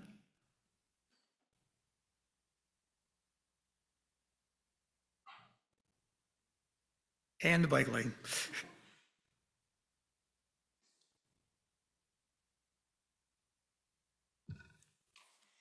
Okay, good evening, Chair and Commissioners, and Vice Chair. So it is already scheduled and it's actually been awarded. So they're planning to start later this year, but they do have to order the traffic signal poles, which is like a 6-month lead time. And so they'll probably go first before the developer, but the developer will probably not be too far behind them. Or may not be, I'm not sure of their exact timeline. Okay. Just for my own knowledge, on an easement like this, is it Public Works responsibility or planning's? Well, it's kind of a little bit of a mix, I think, in a sense. But I recall, and I actually, of all the things I looked up related to this project in particular and all the other two, I do recall there was a 5-foot easement to the north side. So I'm not sure if that boundary line is shown exactly where it's supposed to be. I'm not sure. So for the easements, there are private easements and public easements. So the easement to the west, I believe, is a private easement. So that would be something that the planning division works with the property owner and any easement holders to address the comment, the safety. And if it's a publicly held easement, that would either be our public works agency or whoever's designated by the city to address the public easement. What he said. Okay. Good. Yeah, I'm all set. Thank you. And Thank you. I do want to thank the letters that were written today and let you folks know I do read them. And I thought they're very well written, and thank you for your input. Thank you. Commissioner Escamilla. Yeah, no, and I think this is just maybe general practice. 'Cause I don't think we have the parcel map up there, and maybe like in situations like this where we do have a lot of different easements lining up together, if we can just get that in advance, I think that would have saved me like 7 of my questions internally in my head. But that's really the only comment there. And yeah, if it's looks like we're going forward with the Bristol project, I still feel that this corner is probably still too wide and unsafe to cross, and but you know, that's a conversation more for ETAC and maybe Public Works in the future on the overall roadway design for this particular intersection. Thank you, Commissioner Escamilla. Commissioner Leo? Thank you, Commissioner Oliva? Great, seeing no additional questions or comments for staff, would the applicant like to come back and respond to both public comments and then any questions you heard that may have gone unaddressed or that you'd like to expand on? Thank you. Yeah, thank you, Madam Chair. A couple of items. Number one, on the, on the driveway locations, we worked with city staff, Public Works, the traffic study was done, and the location of the driveways are based on our agreement with the city Public Works. And anybody, whether it's this project or somebody else's project that comes in, they are going to require both driveways, and their movements is not going to change. It's, exiting right turn in, right turn out, as staff indicated. So the locations, we've pushed them as far north and as far west as possible. And so again, that location was approved with a lot of discussions with Public Works. In regard to the easement to the west, we're okay with, it's not a matter of the cost of putting a gate over there. But I just want to go on record indicating that, I'm sure the property owner next door is, would be willing to work with us, but I don't want that gate to be holding up our project. We're more than happy to pay for the fee for the gate, but if it's getting held up, I just want to go on record saying that we're not going to agree to having somebody hold up the project because they won't agree to a gate. So, but again, the cost of it, that's not a problem. As far as the chairperson, you brought a question as far as the fumes and all that. Again, the new system that California has, the vapor recovery system, you don't see those fumes when the trucks drop fuel and all that. You don't see fumes coming out of the vents and all that. Just for your information, because the new system that vapor recovery system that everybody had to install approximately like 15 years ago, the intent was to capture all those vapors, so you don't see the vapors and all that coming out. But I mean, just for your information. But usually on the vents, the pipes and all that, we usually tend to put it away from the homes and all that. Just because of just be considerate, perception of the people. Then in regard to the lighting and all that, all of these lights are, we have shields, we have a photometric that we turned in, and city planning has a copy of the photometric, so we meet the requirements. And if for some reason something happens and let's say it's brighter, it will definitely put a shield to prevent the lighting to be, flowing into the next door apartments. The bus stop, again, that has been reviewed by City Public Works, and we're accommodating I'm not sure, eventually, even if another project was to come in, they still have the same issue about parking and all that. But again, we're in compliance with the Public Works requirements. Other than that, I hope I answered all the questions. Again, we're here to answer any questions you guys might have. Thank So. you. Are there any final questions for the applicant? Commissioner Escamilla? Yeah, no, I just wanted to say thank you for your flexibility and your rapid response to all these various complicated issues and obvious knowledge of the project site and the various complications and how they're overlapping together. So I just wanted to say thank you for that. Thank you. Thanks, sir. Just to answer your question on, I know when we did the property liner here, it was very challenging trying to figure out everything. And there is an easement to the north that actually, it's a parcel 2. If you take a look at the title report, there's a parcel 2 that is right there where the cursor is moving. Not there, up there, below it a little bit, below the property line, right there. That is in the favor of the property. It was there from whatever the Chevron station was, and it was being used for like storage and all that. It's the same parcel up there as it is on the west. So we're taking advantage of that to put landscaping more than anything else. We're not putting any of our equipment or EVs or the building itself. So to answer your question. Okay. Thanks so much. Thank you. Thank you. And with that, the public hearing is now closed. Is there a motion to approve this matter? Yeah, let me take a crack at that. Go ahead, I'll Commissioner take Leo. it. All right, let's make a motion to approve conditional use permit 2026-02 and 2026-05 for the property located at 2702 North Bristol. Let me add that we have a 1-year review between staff and the owners. Fernanda, you have your work cut out for you to answer the questions that the residents raised. It's more of an issue of traffic and discussion about what are we going to do. I understand the residents' concern about the bigger buses. That's an OCTA question. The widening of the road, there's a public works question, but try to resolve those before we get to city council, if we get there. I did want to thank the applicants for working. We have parcels like this all over the city. This is not our only one. We go through these machinations every now and then when we get a piece of property like this. So it would be 1-year review, work out trying to address the traffic issues and noise if there is created. You wanted to try to cut the hours from 10 to 9. If that's doable, I don't even know if it's doable from the trucking standpoint when the oil comes from, but we can add it. If it can't be accommodated, then so be it. Did I catch everything? Commissioner Leo, before we move on to voting, we do have a current condition of approval that speaks to the 1-year review to be brought back before the Planning Commission. Unless you were thinking of modifying that condition, we do have that. 1 year's fine. Okay, so that's already covered. So it would be reduction in the delivery trucks from 10 to 9, if it's doable. It's up to the fueling people, the other fueling people. And then try to resolve whatever traffic issues were raised by the residents, because I think it's understandable. But I will say that when I drive through Irvine, the Irvine company tells me that those intersections are Ds, and all of us would say they're Fs. But it is what it is. I understand the concerns of the back of the residents there, so that would be my motion. Thank you. Would our legal counsel like to share a comment? I was just checking with staff to make sure that they understood those conditions, in particular, the one having to do with addressing traffic and noise. Are you essentially asking staff to do that, not so much as a condition for the project? Right, it's not a condition, but to have it answered for council, because these residents will come back to council and ask the same questions. Perfect, that's what I wanted to clarify. It's not a condition of approval, it's just Fernanda knows what has to be answered when they get to the next phase. Got it, so the only condition being added is that change to the hour. From 10 to 9. Okay, got you. So I will second the motion of item 1 and 2.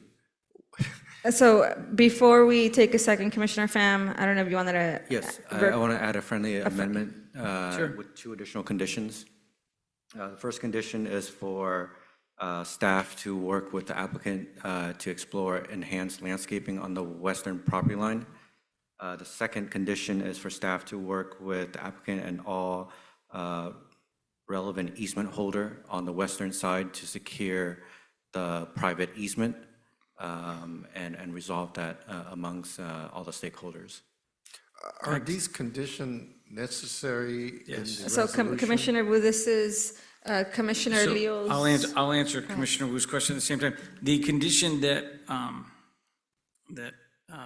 Commissioner Fan is raising is a question that we always have when there are dark pieces of property. No, I in Santa. understand the condition.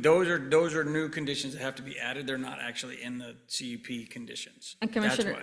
and Commissioner Wu, as commissioners, we can add or make changes to the staff recommendation, and that it is before this That's not body. my question. Let me finish my question. Sure, go ahead. My question is, when is a condition, or just a direction to staff to follow up on something? Oh, that's a legal See, question. and in the resolution in the future, I think staff need to encompass some of these things, knowing that we have said these things time and time with each motion for concern for the residents and the community. So that's my question. It's like, do we always have to have a condition to change the resolution, you know, when it may have been already incorporated in staff study? Thank you for that question. So it's really up to you. If you want something to be a condition and it's appropriate, right, it has to have that nexus to the impacts of the project, then it can be added as a condition. But if you just have some concerns that you want staff to look into, that can be your direction as well. It's not a condition. That's why I was asking earlier about whether that second matter was something that you just wanted staff to look at separately, or if it was something that you wanted to add as a condition. So the answer to your question really is that it's up to you what you'd like to do. If you want to give them direction to take certain actions, you can do that. If you want something to be a condition, then you can make that as part of your motion. And then it is typically good practice if you have a lot of conditions, just to ask the applicant one more time if they agree with those conditions. Good practice. So that's essentially, it's up to you. And one thing I did want to know is that this particular matter does not go to the city council unless it's appealed. So I did hear that. And Okay. thank you, Fernanda, for reminding me that that's not the case. So I was not objecting to the condition. I just want that clarification there. So it's up to you guys, whether you want to include all those conditions or what. Thank you, Commissioner Wu. We have a motion by I Commissioner have a Leo. question of Go ahead, Chair Clarence. Benninger. I'm not really comfortable with the condition. If I don't agree with the condition, right now, my choice is to vote no on the option, or do we vote individually on the condition first? If you don't agree with, I'm sorry, who made the motion? The motion I was made the made by- Commissioner motion. Leo. Okay. It's been seconded, let me ask that. Well, yeah, we need to wait for a second, but you could try to make an amendment if you don't want a certain condition, but if that's not the case, then you have the option to just vote against it. That's fine. So there was a first, and the only condition that I heard so far is a condition to change the hours for the fueling by 1 hour. So just to clarify, and it looks like we're waiting for a second. I was second condition. Well, before you second, So, clarification, do we have a second for the entire motion as made? I didn't hear one. So we are waiting on a second. Yeah, sounds like it. For his condition. Correct. So I'm gonna, if I may, Chair. Go ahead, I'll go Commissioner Escamilla. I'll second Leo's Thank you. initial motion with the assumption that there is going to be a friendly amendment from Commissioner Fan. That's correct. So, well, sorry to take it back. Commissioner Leo, did you accept Commissioner Pham's friendly amendments? Could you repeat it? There's two additional condition. The first condition is for staff to work with the applicant to explore enhanced landscaping on the western property line. The second condition is for staff to work with the applicant and all relevant easement holder for the private easement on the western side to secure that easement. Commissioner Leo, do you accept? I do. Thank you. So then, Commissioner Escamilla, your second for the motion as it stands? Perfect. Secretary, can you please? Before we vote, can we ask the, as we said, courtesy, ask the applicant whether he can accept those conditions? Yes. Yes, I will reopen the public hearing. The public hearing is now open. Would the applicant like to come forward? Very quickly. Yes, we agree with the conditions, with the exception of, in regard to the gate, We'll work with staff and we're willing to pay for the gate and what have you, but I just don't want to be held up. Good. Just in case Right. we don't get cooperation. Thank you. Commissioner Leo, would you like to amend your The- motion at all? I think Commissioner Fan's language about secure the easement leaves Works. wide enough space so the parties can try to figure it Perfect, out. thank you. Recording Secretary, can you please call for a roll call vote? Commissioner Escamilla, Aye. Commissioner Leo, Aye. Commissioner Oliva, Aye. Commissioner Pham, Aye. Commissioner Wu, Aye. Vice Chair Benninger, Aye. Chair Ramos. Aye. Motion approved unanimously. Thank you, congratulations.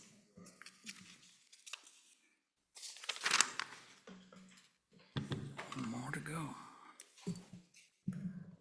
We are now moving on to item 3, and I would also like to state for the record that Commissioner Oliva is leaving at 7:16 PM.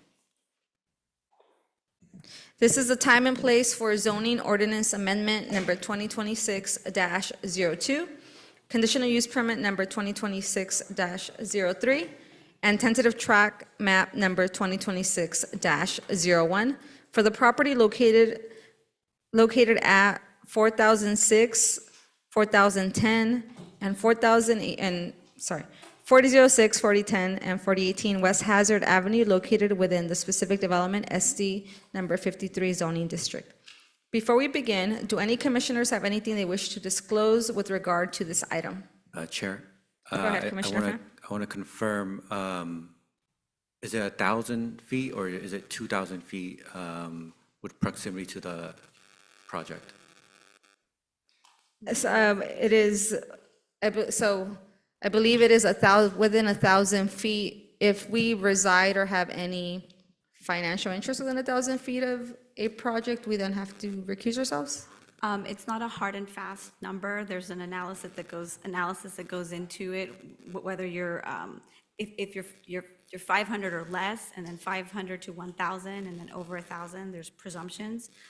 So if you are within 1,000, or if you're over 1,000, there's a presumption that you do not have a conflict of interest. Commissioner If you Pham. are between 500 and 1,000, there's an analysis that goes into that. Is that, you were asking about that, not about notification? Commissioner Pham, would you like a 5-minute recess to consult with staff? Yeah, I just want to double check the address, because I'm not sure we have quorum if I, We do. We'll take a 5-minute recess for Commissioner Pham to consult with staff.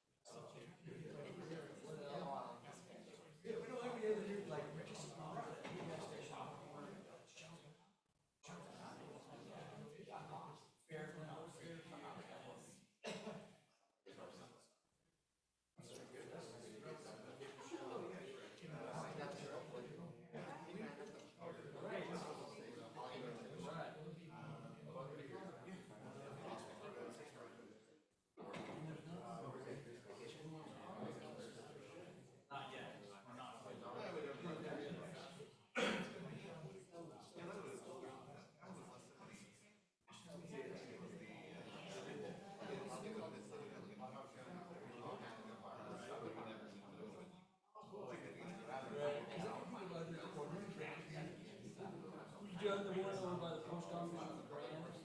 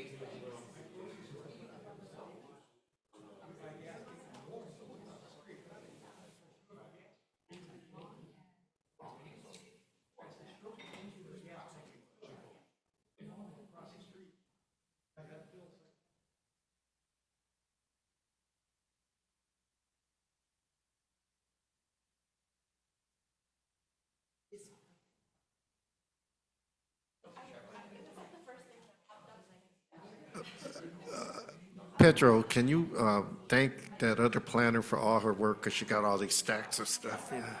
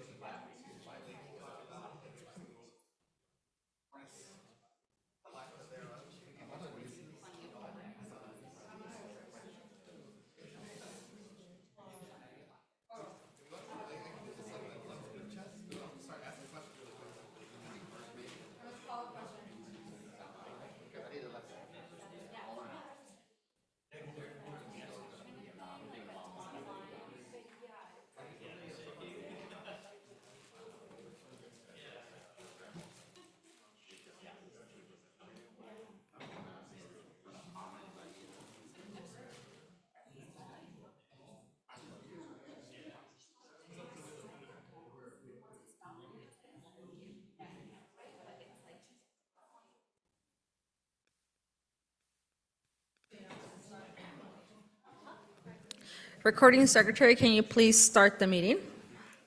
Restart the meeting. Thank you. We are now restarting the meeting. We are on item 3. This is the time and place for zoning ordinance amendment number 2026-02. Conditional use permit number 2026-03, and tentative track map number 2026-01 for the property located at 4006, 4010, and 4018 West Hazard Avenue, located within the specific development SD number 53 zoning district. Before we begin, do any commissioners have anything they wish to disclose with regard to this item? Seeing none, the case planner Nancy Tran will provide a brief presentation. Good evening, Commissioners. The items before your application, zoning ordinance amendment number 2026-02, conditional use permit number 2026-03, and tentative track map number 2026-01 for properties located at 4006, 4010, and 4018 West Hazard Avenue, located in Ward 1. The project seeks to amend specific development number 53, also known as SD 53, to update residential development standards and permit places of worship, subject to approval of a conditional use permit, a conditional use permit to establish a place of worship, and a tentative track map to subdivide the project site into 14 fee simple lots. Staff recommends that the Commission forward a recommendation for City Council adoption of mitigated negative declaration and mitigation monitoring and reporting program, SEH number 2026-010220, environmental review number 2023-25. An ordinance approving zoning ordinance amendment number 2026-02 to amend SD 53 to revise residential development standards and allow conditionally permitted use, enabling construction of the Bellaterra Residential Community and Temple project, along with resolution approving conditional use permit number 2026-03 as conditioned, and resolution approving tentative track map number 2026-01, county map number 19332 as conditioned. The subject property's general plan designation is low medium density residential LMR 11, and the site is zone SD 53. Surrounding land uses include single-family residential to the north, single-family residential to the east, single-family residential and mobile home park to the south, and single-family residential to the west. The project site includes 3 parcels totaling 2.46 acres, or about 107,000 square feet. To get a picture of the context, here are current photos of the 3 parcels taken from the north side of Hazard Avenue looking south, as well as from the corner of Hazard Avenue and Morse Drive facing southeast. With respect to the site background, the 3 parcels were developed each with single-family residences between 1949 and 1953, and were surrounded by orchards and agriculture until the area transitioned to residential uses. In 1989, Council adopted ordinance number NS 2019, rezoning the 3 properties from single-family residence to SD 53, allowing up to 17 detached homes on a private cul-de-sac with flexible lot standards. The site was never redeveloped and the properties remain unimproved with the residences remaining. In January 2023, the applicant filed development project number 2023-03 to modify SD 53 to add a place of worship and build 12 homes. That proposal moved forward with the zone change and conditional permit applications, as well as the tentative track map in January 2024. These are before the Commission today. The project proposes demolition of the 3 existing residences and accessory structures, subdivision of the site into 14 lots, 12 of them residential, 1 street and 1 temple, and to construct 12 market rate single-family residences in the modern Mediterranean architectural style, and a 3,500 square foot place of worship for the Gaudi faith. The project proposes a phased development for phase 1 temple construction from summer 2026 to summer 2027, and for phase 2 with construction of 12 residences and site improvements for summer 2027 through summer 2028. Overall site improvements include 72 parking spaces, 19 for the temple and 53 for the residential lots, about 55,500 square feet of open space, which includes the common area at the end of the cul-de-sac with the trellis, bench, and barbecue. 40 new 24-inch box trees and drought-tolerant landscaping, a private cul-de-sac street, and voluntary repaving of Morse Drive, which is a private street. Sidewalks on Hazard Avenue, 7-foot perimeter walls around the site, and underground utilities. This slide shows the proposed site plan with the 12 residences located on the east of the proposed cul-de-sac and common open space at the end and temple on the western side. These are elevations of the proposed Gaudai temple, which is 35 feet tall, and its front gate about 18 feet tall. And these are elevations of the proposed residences in 4 different models, ranging from 1,500 to 2,500 square feet, the front and the rear. This is a conceptual landscape plan showing the trees throughout the development along Hazard Avenue, the private street, and within the temple property. No trees are depicted on the residential lots because specific development document establishes minimum landscape standards, but also allows future owners to select and install their own landscaping, but within those prescribed parameters within the SD. The SD, along with the conditions of approval, specify shade-producing trees of a certain box size that will require planning staff review for initial installation, and CCNRs requiring design review committee responsible for reviewing and enforcing compliance with the community's approved architectural and landscape design guidelines. The proposed zoning ordinance amendment amends SD 53 to reduce from 17 to 12 homes, a place of worship via CUP, and sets compatible height, setback, parking, and landscape development standards. It updates the outdated 1989 SD to enable modern infill with fee simple lots, creating clear regulatory framework for residential growth and community uses. Overall, the amendment supports Santa Ana General Plan objectives for compatible land uses and neighborhood preservation, and also promotes public health, safety, general welfare, and ensures developments compatible with the surrounding residential character through updated and context-sensitive regulations. With the zoning amendment in place, the conditional use permit focuses on how the place of worship will function on the site.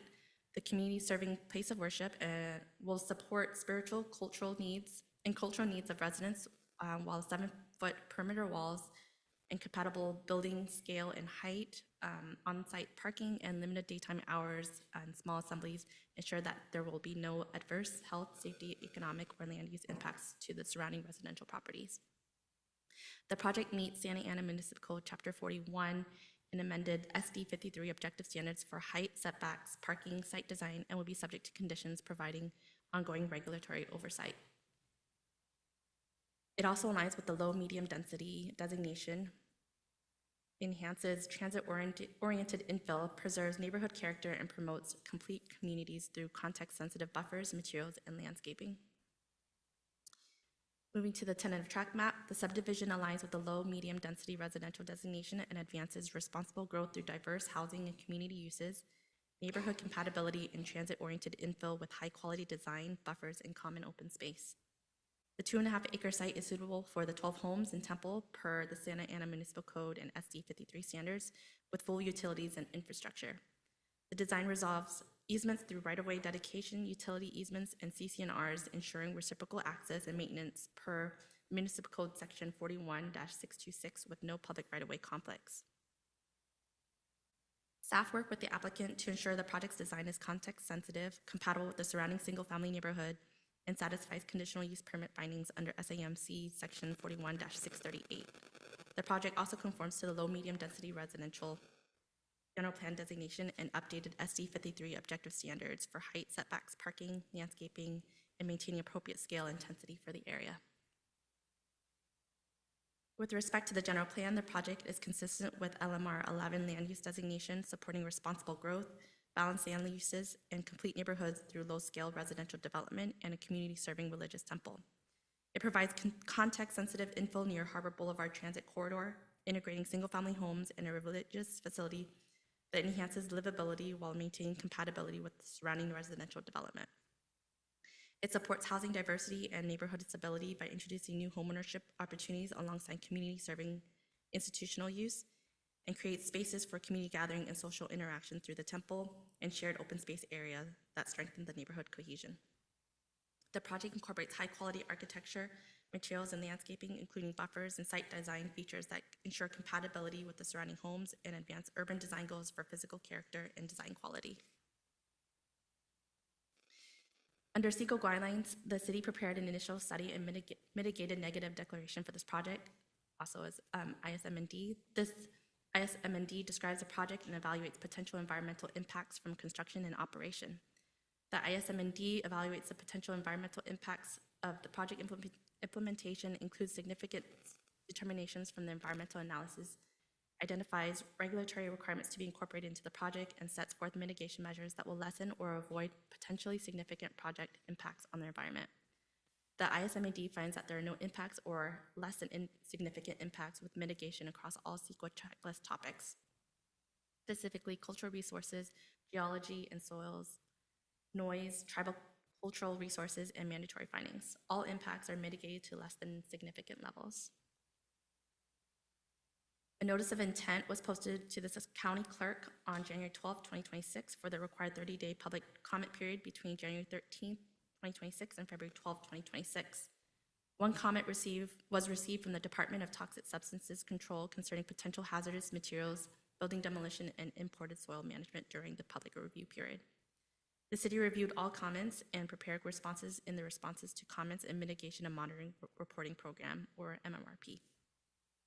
Based on the evaluation in the ISMAD, together with the comments received, the city has determined that no substantial new environmental issues have been raised that have not been adequately addressed in the ISMAD and/or in its RTC and MMRP document. Based on this analysis, a notice of determination environmental review number 2023-40 will be filed for the project. There is no fiscal impact for this project.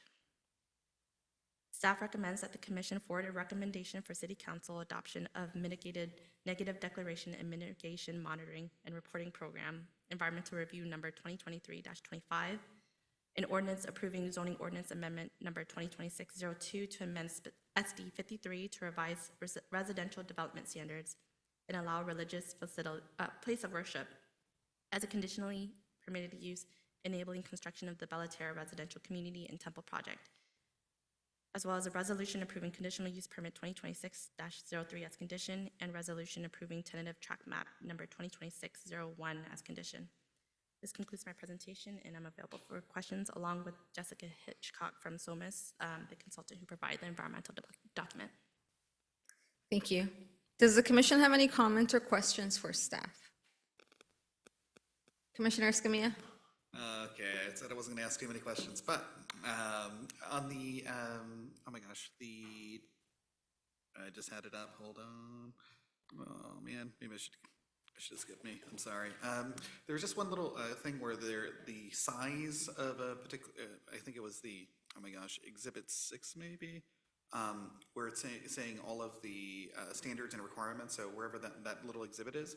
Oh my gosh, and I should just have in front, sorry. This is what I get for scrolling too much or further down. Sorry, it is Exhibit 6 on the current and proposed text regulations. Seeing it as page 254 of the full packet. Just a little question in my mind.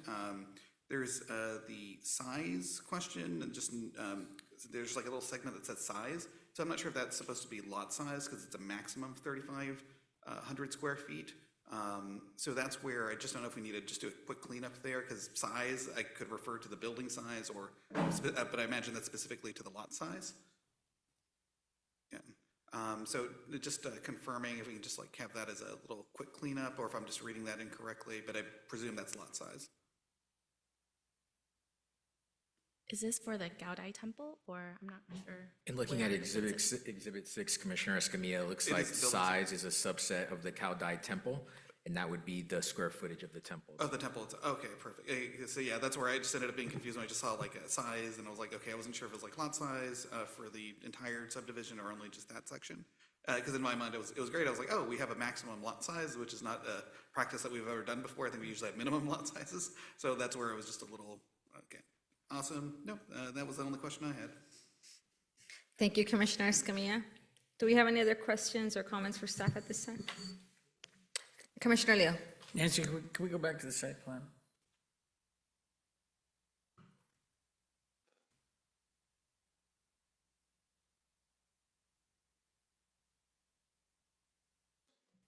Okay.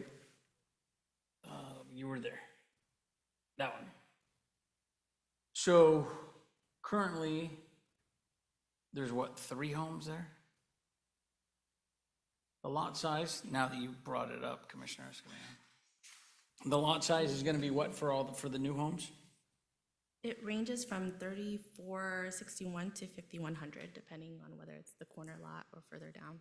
Okay, and then is the street new with the cul-de-sac, or is it? That'll be new. That'll be new, okay. And the existing homes that will stay, they're all single-story or two-story? The existing homes will all be demolished. Right, but no, but are they single-story or two-story? They are single story. They're single, so they're like ranch-style homes? Yes. And then in between the temple and the first existing home, what is the height of the temple compared to the home? The height is Of the 35. 35 feet for the temple, I remember? Yes, and then the homes will be 24 feet, I believe. Okay. And there's no windows or no glare, I'm talking about the person that's right next to the temple? Like, there's nothing that shields them, or there's no viewpoint into that home? Not directly, no. It'll just be,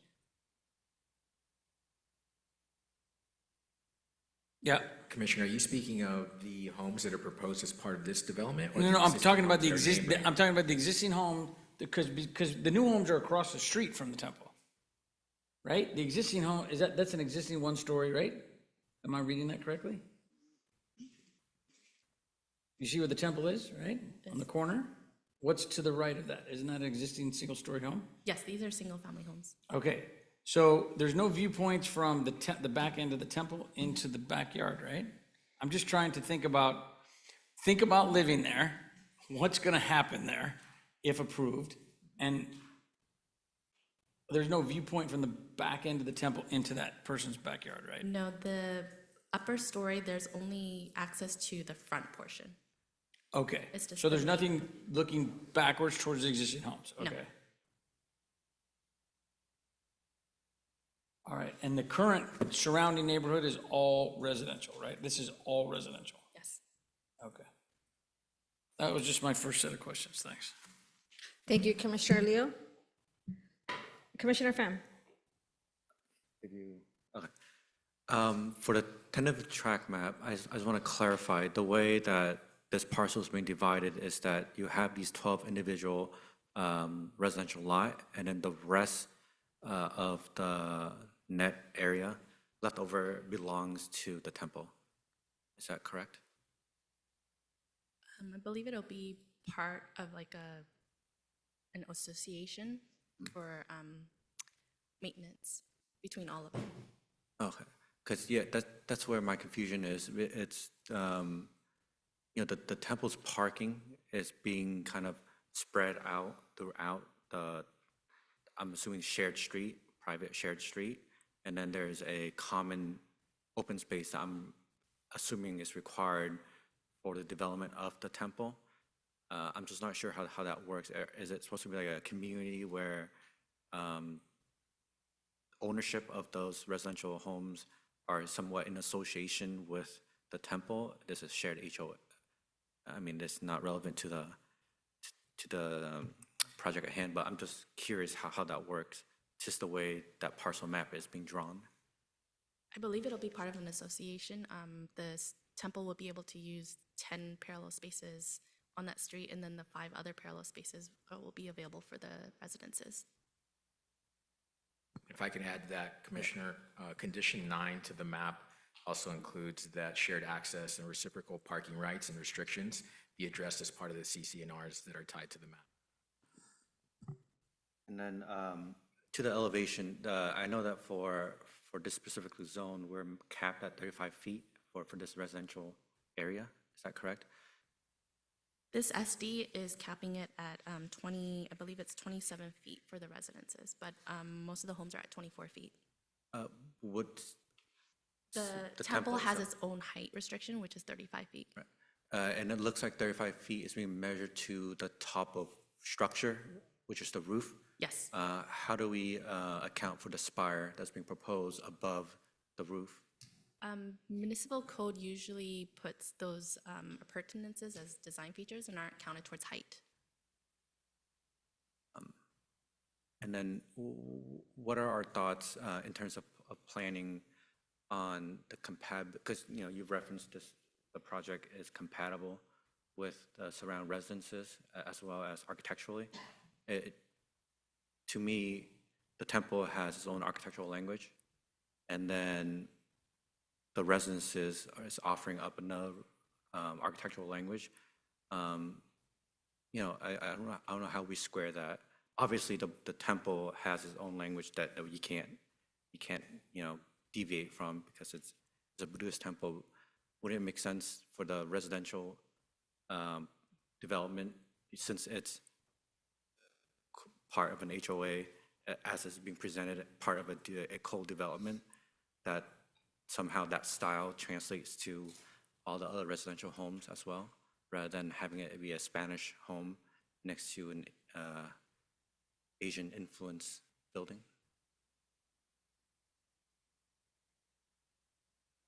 And the compatibility is really for the height and the scale, not quite the architecture. So I can add to that, Commissioner.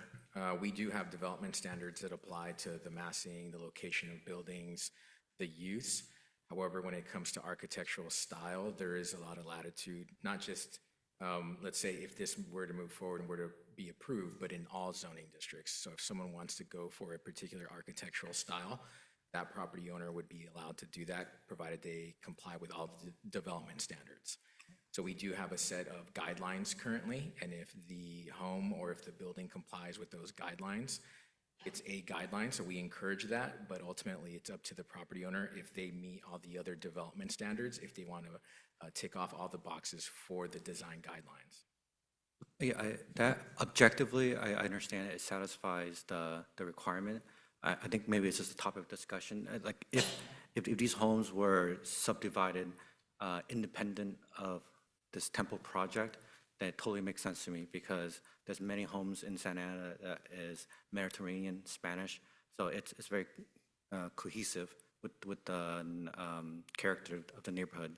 But as proposed, it seems to me just the way the project is coming in, and as you were explaining it, as a part of a co-development, that we need to treat it as a entire development as a whole.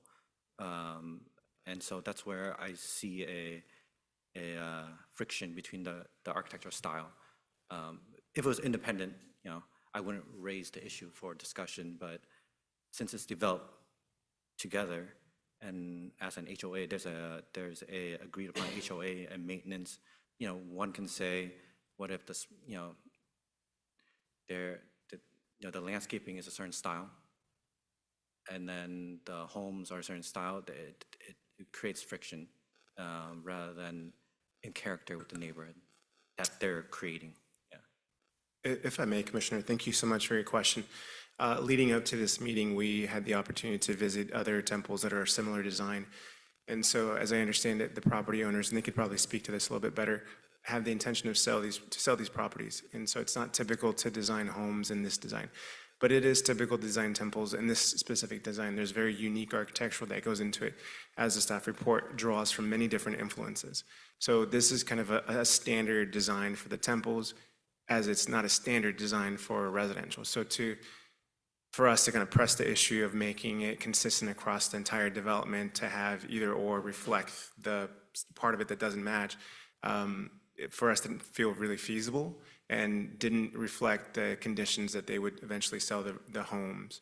And in order to do that, they needed to be marketable. And in order to be marketable, they need to be consistent with what homes are selling and the designs that are selling. So that's kind of why we felt it didn't, you know, holistically, as the case planner mentioned, compatibility with size and massing, it's there, but design-wise, there's a reason why they're two distinct styles. That's all for me.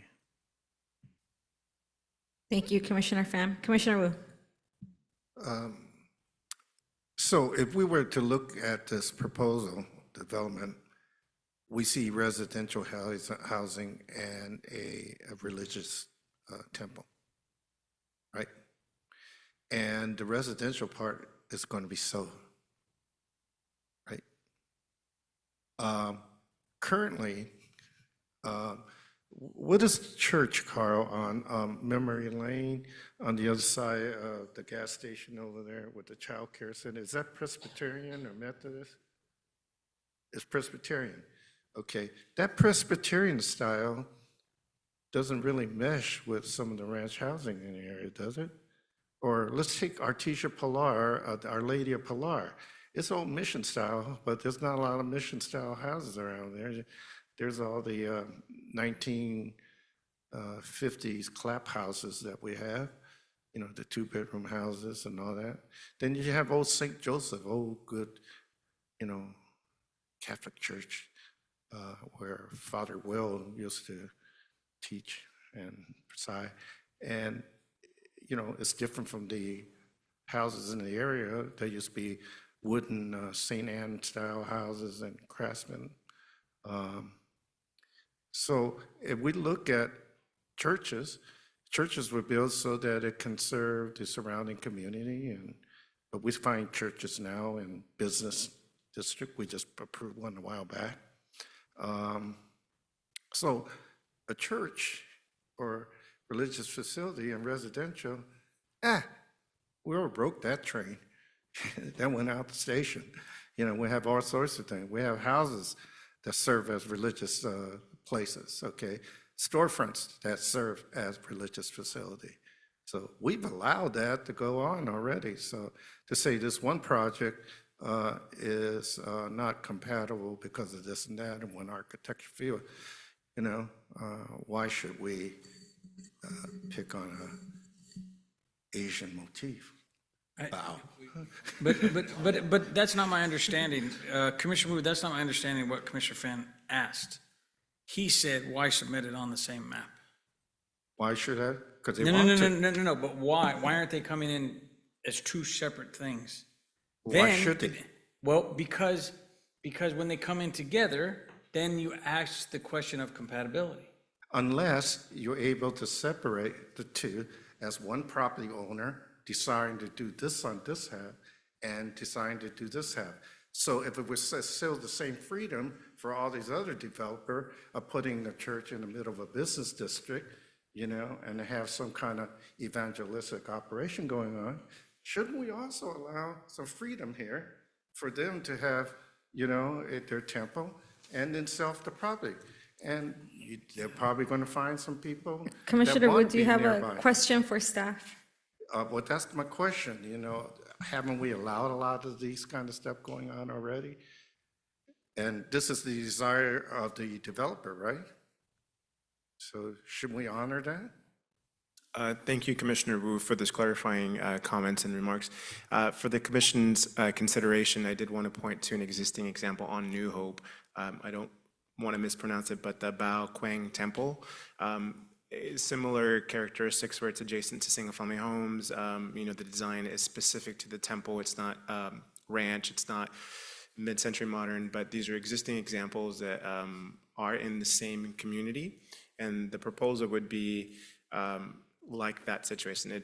The question about whether to subdivide and then come back with the temple, I don't think is necessarily relevant to the decision that's being made today. The question before you is the project, that then as part of the project, they're proposing to do the temple and the homes and the subdivision. Thank you, Commissioner Wu. Vice Chair Beninger? Let me also point out that this is going to have an HOA. In that situation, the HOA sets a lot of rules as to what things are going to look like. And so the individualization of these 12 separate lots are kind of taken away by HOA. And the person knows that when they buy in, they have to follow the rules of the HOA on it. But my question is really concerned, and I'm ignorant as far as temple activity, when the temple will be used, when they're going to have their services, and what kind of traffic is that going to generate? 19 traffic spots, parking spots seems very little to me concise of this temple. Could you answer that, please? In the staff report and in the materials that they had submitted, their activities will be limited to Monday through Friday from 10 a.m. to 2 p.m. and Sunday services from 11 to 2 p.m. And they're expecting about 16 attendees. 16 and 16. Really?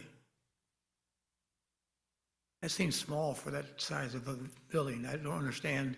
But again, I'm not ignorant. I'm Catholic, and Catholic churches, Sundays, we have tons of cars that come on it. And one of the letters that expressed concern was overflow into the mobile home area there on Moore Street. Can you address that? Was consideration was taken for that? So part of the conditions of approval required that they have a parking management plan. And I believe it's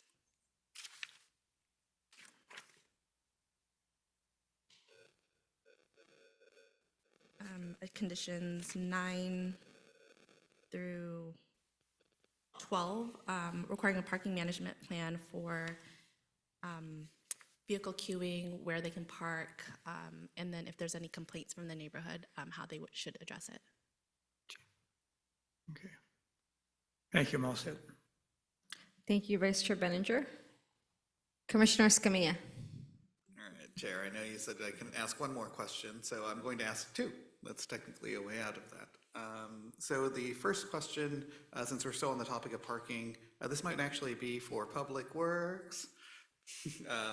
So the question that I have is, did we examine the possibility of having angled parking like throughout the entirety, just I guess on this, I'm not sure if it's the south side, but whatever's on the lower portion of the map, just to see if there was kind of the flexibility and space to add angled parking, to add capacity for parking there, and like to still be able to make the turnouts and like all those conditions. And then this being a private road, I don't know if we have more flexibility here rather than the standards required in a public road. So those are the questions for Public Works. I swear I have a technical question for planning too, but that's your Yes, part. good evening again. And actually, since it is a private street, it actually wasn't under the purview of Public Works. Yeah, so I feel like I've gone full circle. But yeah. Well, okay then, so in that case, did we examine the possibility then for the turnouts and right-hand, sorry, I guess, yeah, angled Commissioner, are parking? you speaking about the turnaround at the far end of the? No, I mean the entirety, because right now it's parallel parking, so I'm just thinking like whether or not we could get additional spaces as an angled parking option, then all on the south side of the, and sorry, I'm referring to this as south, but let me get these cardinal directions correct.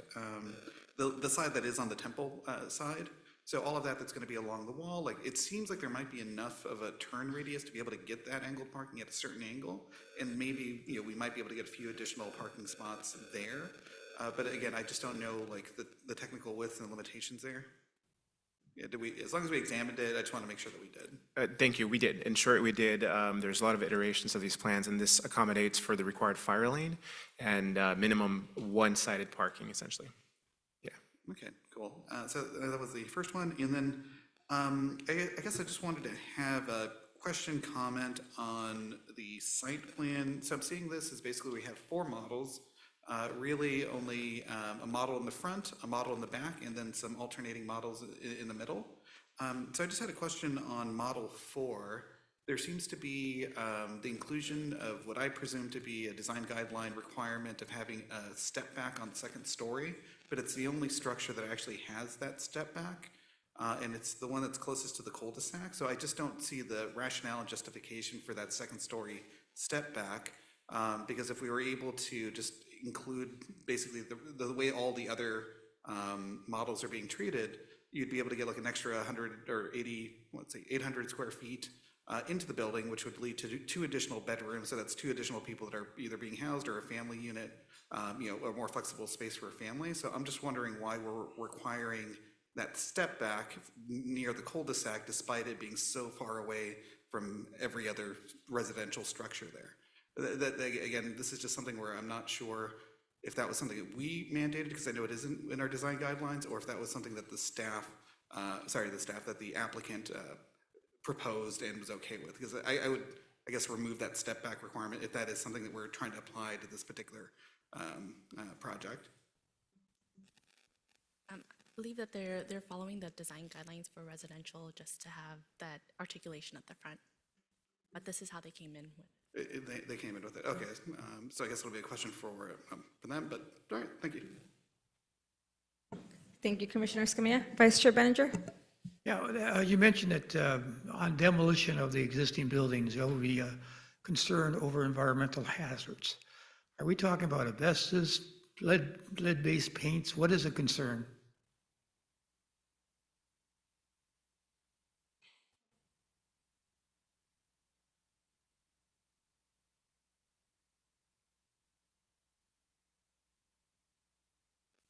Hello. Good evening, Commissioners. Thank you for letting me speak. I'm Jessica Hitchcock. I prepared the CEQA documentation, and I work with SOMAS. The letter that Nancy was referring to was from DTSC. It was one of the comments that we got on the ISM&D public review period, and I have it here. Essentially, what the DTSC letter was saying is that if there are certain structures that are to be demolished on site, which there are, the project needs to conduct surveys to determine whether the presence of lead-based paints or products, mercury, asbestos-containing materials are in the building. So ultimately, this letter is just kind of it's regulatory compliance, just complying with the law. Good. A cover-all letter. I've received those lines Correct. lots of times. Yes. But now going back, when were these buildings built? What year? I'm not sure. Do you guys know?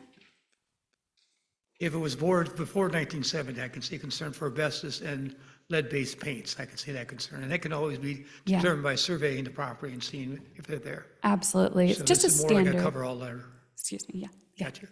Thank you. Thank you, Vice Chair Benninger. We're now going to go ahead and open the public hearing.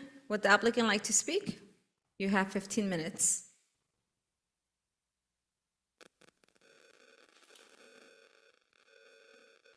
Good evening, Chairman and member of planning. My name is Long Nguyen, and I'm with the CN Architects Design, and I'm a project architect for this project. And first of all, and I would like to thank you, planning staff, for their time, dedication, and the guidance throughout the process. And I'm here to answer all the questions.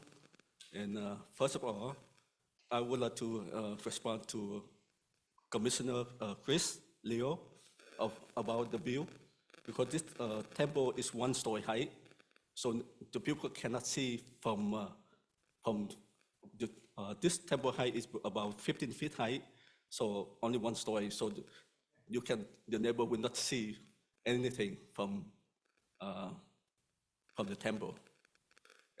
And for Mr. Carr, and based on your question about the parking, so we have studied with the staff, and we have only 16 members come to the temple every Sunday from 9 to from 11 to 2 p.m. So that's it. And the length, okay, the temple is only 35 feet long, but the inside is only 27 feet by 90 feet. So it's very small. So we provide 19 parking space for 16 members. And and for the overflow parking, and we thinking about if we've been thinking about to rent the school or church nearby when we have more people come to the temple. Yes. We'll go ahead and now have questions from the commission.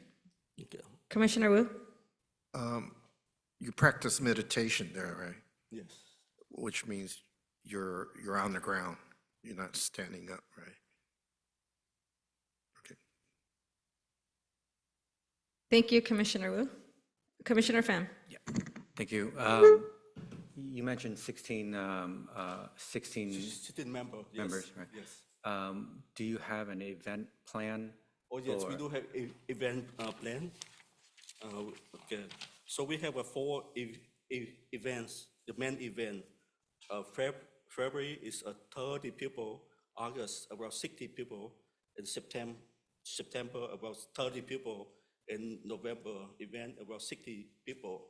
And so when we have that big event, we will arrange the overflow parking at nearby church or school.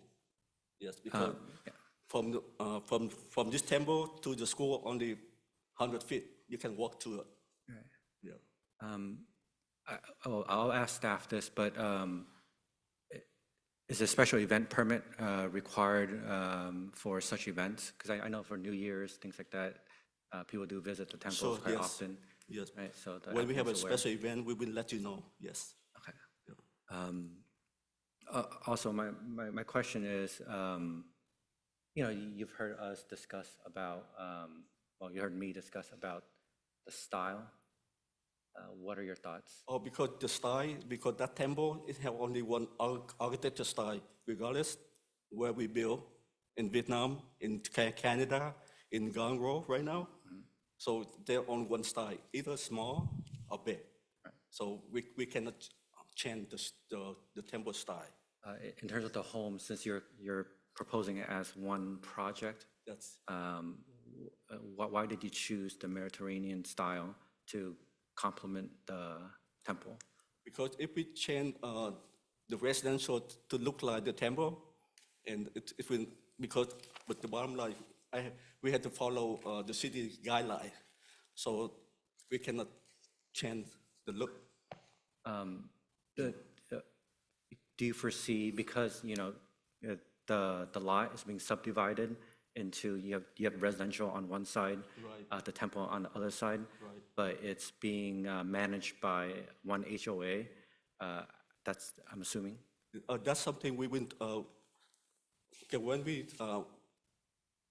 sell the land, we will discuss with the temple. Yes, we will sit down and to figure out how it works together. But the bottom line is, the people who live there, they will be the member of the temple. That's why, yeah. And, So I just want to share, my concern is that, because it's one big project, Yes. right? What I am imagining is that you obviously will need fencing, like walls around your property. Yes. Obviously, I would assume that the fence around the temple will Yes. match the architecture style of the temple, right? But the fences around the Mediterranean houses will match the style, I'm assuming, of the Mediterranean's house. That's okay if it's deep inside the lot. My concern is from the street of Hazard, you have a new development that half of the fencing and half of the decoration of Hazard is going to be in the style of the temple, and the other half of the decoration is going to be in the style of Spanish. That's where I see the conflict. Okay, the fence will be the simple fence, the rock iron fence. So there's no architecture's temple style. Okay, Yes. that's So make it yeah. simple. That's all for me. Thank you. Thank you, Commissioner Pham. Commissioner Escamilla? Yeah, no, so I just wanted to find out the thought process and kind of how that step back in the very last Model 4 came back. So my understanding is that we have design guidelines that require on that second story for there to be a little bit of a step back. So not just the setback, that's like the the footprint of the building, but on the second story to also then go back another 10 feet. Did you want to, or like, was it just because you read the guidelines and it said the step back is there, so therefore that's what you needed to do? Or was it like you submitted something with that second story in one kind of version and then had to revise it? Because again, I just would want to grant as much housing capacity as possible. So like, to me, that second story isn't a problem there. And I'm just wondering kind of what led to that little bit being notched out when everything else is completely solidly, two-story residential structures in the design. Actually, I follow the city guideline, so design based on the guideline. So I don't want to. If you can use the microphone, please. If you can use the Oh, microphone. I'm sorry. Yes, because we follow the city guideline and, and everything. A lot of work from the planning staff. Okay. So back and forth, and they help us go through this process.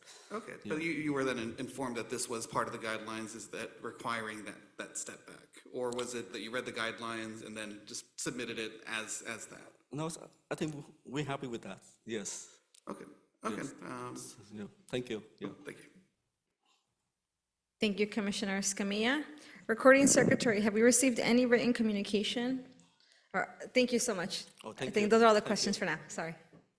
Recording Secretary, have we received any written communication, or is there a member of the public that would like to comment on this item?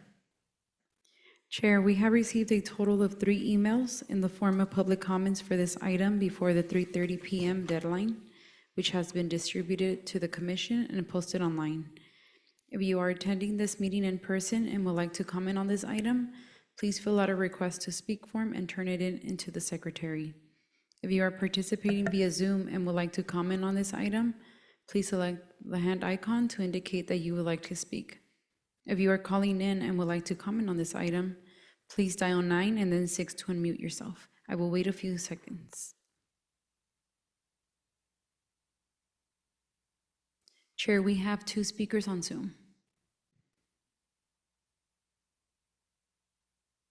First speaker in Zoom is Gabriela G. You will have 3 minutes to speak. Hi, my name is Gabriella, and I am a resident of Morris Drive. And you guys did touch base a little bit on the traffic on that street.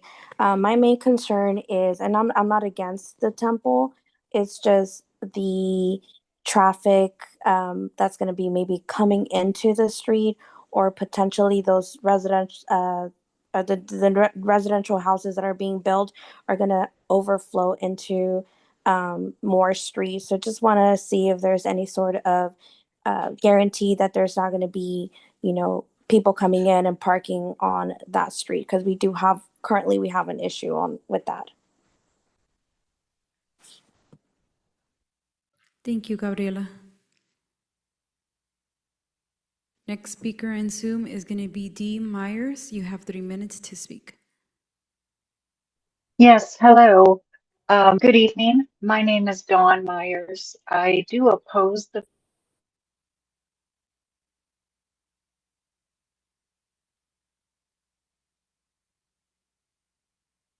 Sorry, if you're speaking, we can't hear you right now. Might be having some technical difficulties. Please give us a minute.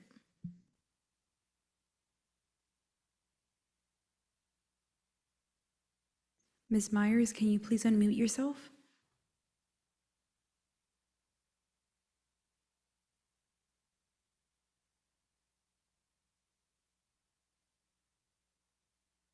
Hello?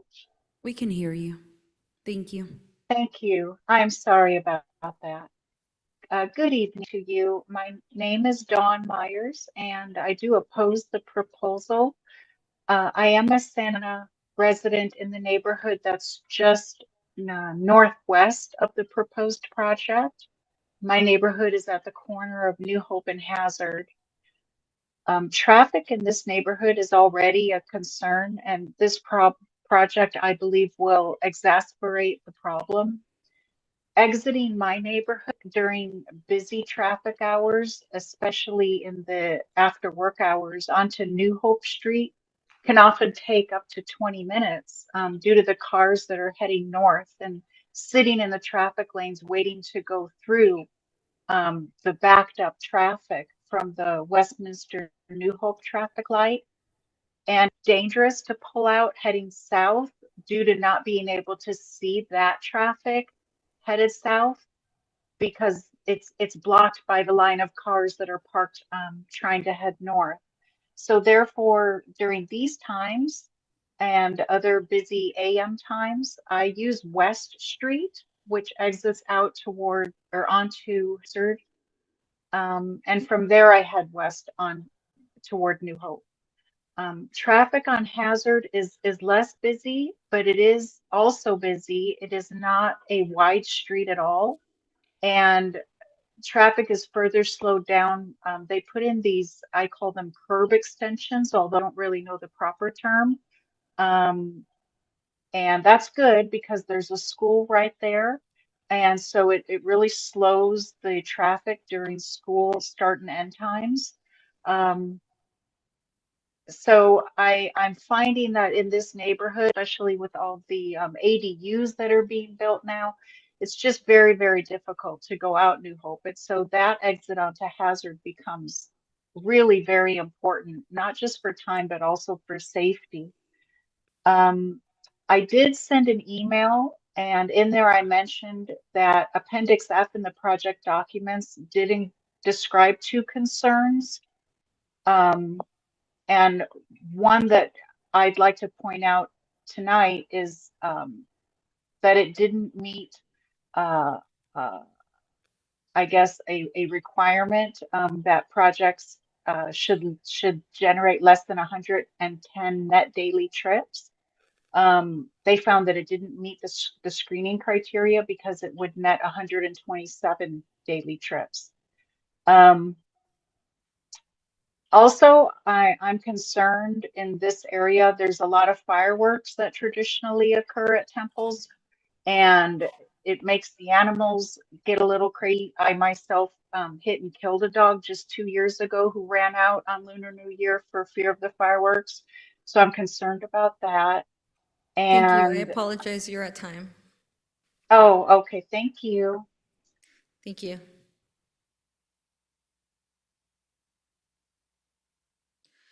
Are there any, were those all the speakers, Recording Secretary? Yes, Chair, we no longer have any more speakers. Thank you. Are there any additional questions, Commissioner Escamilla? And is it for staff or the applicant? It's going to be for staff, so I think we close. We'll start with staff. Okay. No, I think I just wanted to point to the concerns that seem to have come in for traffic might be more related to the inability to exit out onto New Hope. So that might be something more for Public Works. I don't know if there is maybe an intersection there for one of the subdivisions on, I guess, north of the site, because that seemed to have been maybe the bigger issues that were brought up from the staff, or sorry, from the public comments about traffic. It seemed to be the concentration from that neighborhood across the street. So nothing, I think, really impacting this project, but just wanted to flag that as maybe something for follow-up. Thank you, Commissioner Escamilla. Do we have any additional questions for staff at this time? Great. Are there any additional questions for the applicant at this time before they are able to speak again? Right. Thank you. The applicant, would you like to share any final words? You have up to 5 minutes if you would like. Thank you. The applicant gesturing that they don't need any additional time. The public hearing is now closed. Now's the time for any commission discussion and to consider any motions. I'm just going to motion to approve as conditioned. Thank you, Commissioner Escamilla. We have a motion. I second that. And we have a second from Vice Chair Benninger. Secretary, please call for a roll call vote. Can I add a direction, not a condition? You can propose a friendly amendment to the motion, and Commissioner Escamilla can consider. No, I just think it's wise in a divisive world that they build good relationship with the neighborhood, that's all. Thank you, Commissioner Wu.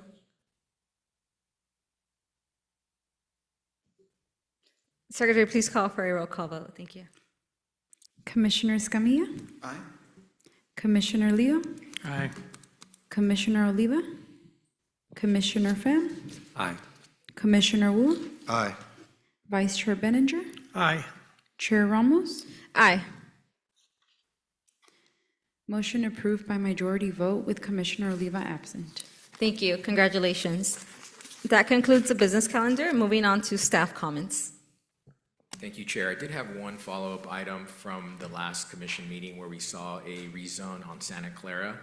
We did take a look at the city's local AB 2011 exemption maps, and those properties that were rezoned were not on the exempt parcels list. However, those parcels would not qualify for AB 2011 because they have single-family residential buildings on them. So while they're not on the exempt parcels list, they still would not qualify for that streamlining provision. Thank you. Does the commission have any closing comments or questions for staff? I see none from Commissioner Escamilla. Commissioner Leo? None of this. Thank you. Commissioner Wu? Commissioner Pham? Vice Chair Benninger? Yes, a couple of questions, and I don't know whether you can answer all of these or not, but right now, I'm getting a lot of inquiries about One Broadway Plaza. Do we have a project that you gentlemen are working on right now for One Broadway Plaza? Yes, there is an application that the city is currently reviewing. So the project is still under review by the city, and as was shared in prior meetings, and for those listening on the web, we do have a project webpage that is routinely updated. Any status changes in that project is going to be captured on that webpage. We also have the contact information for the case planner on that webpage if you want to speak to her regarding any details relating to the project. And also, if you want to be included on any notification list, go ahead and contact Nancy Tran. She's the case planner, and we'll let you know when that project, if that project moves forward. Question, and I don't know whether you answered this tonight. This project's been started, well, actually goes back to 2004, I believe.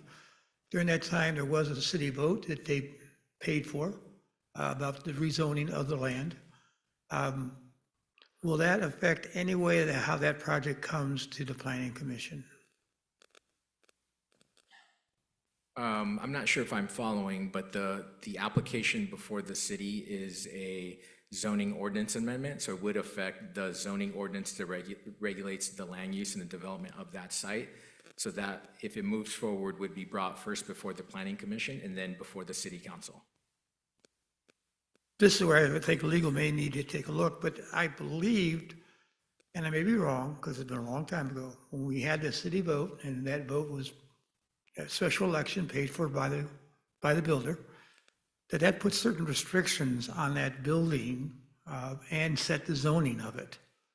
I may not be correct in all of that because it's been a long time ago.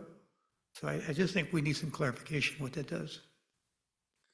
So the entire history of the project and any regulations on the site or on any proposed development or future development of that site would be reviewed and taken into consideration as part of staff's review of the application that it has before us. So if we do find anything that would prohibit or limit or regulate what can be done on the property, that would be conveyed to the applicant and part of the city's review and comments to the applicant. Very good. Also, I want to thank the city for sending me to the Planning Commissioners Academy starting on Wednesday.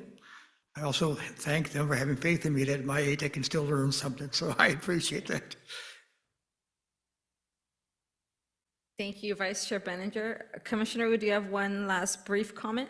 Yes, I want to congratulate staff on the new format. I like the history, you know, where you say in 1986 we did this, in 1990 we did that. That really helps us because I think Commissioner Leo has brought back history from time to time, saying we have hodgepodge and all that. But this helps to clarify some of those issues when you do that research like that.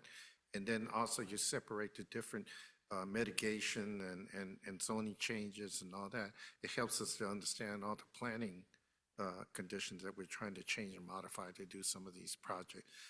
Because again, we're outgrowing our old time when James Towner and his Bloomer Society were running things and we were having pancake flipping parades. It wasn't the down Bloomberg street. Society, it was the Oneida. Oneida Society, right, you know, who wore bloomers and all that.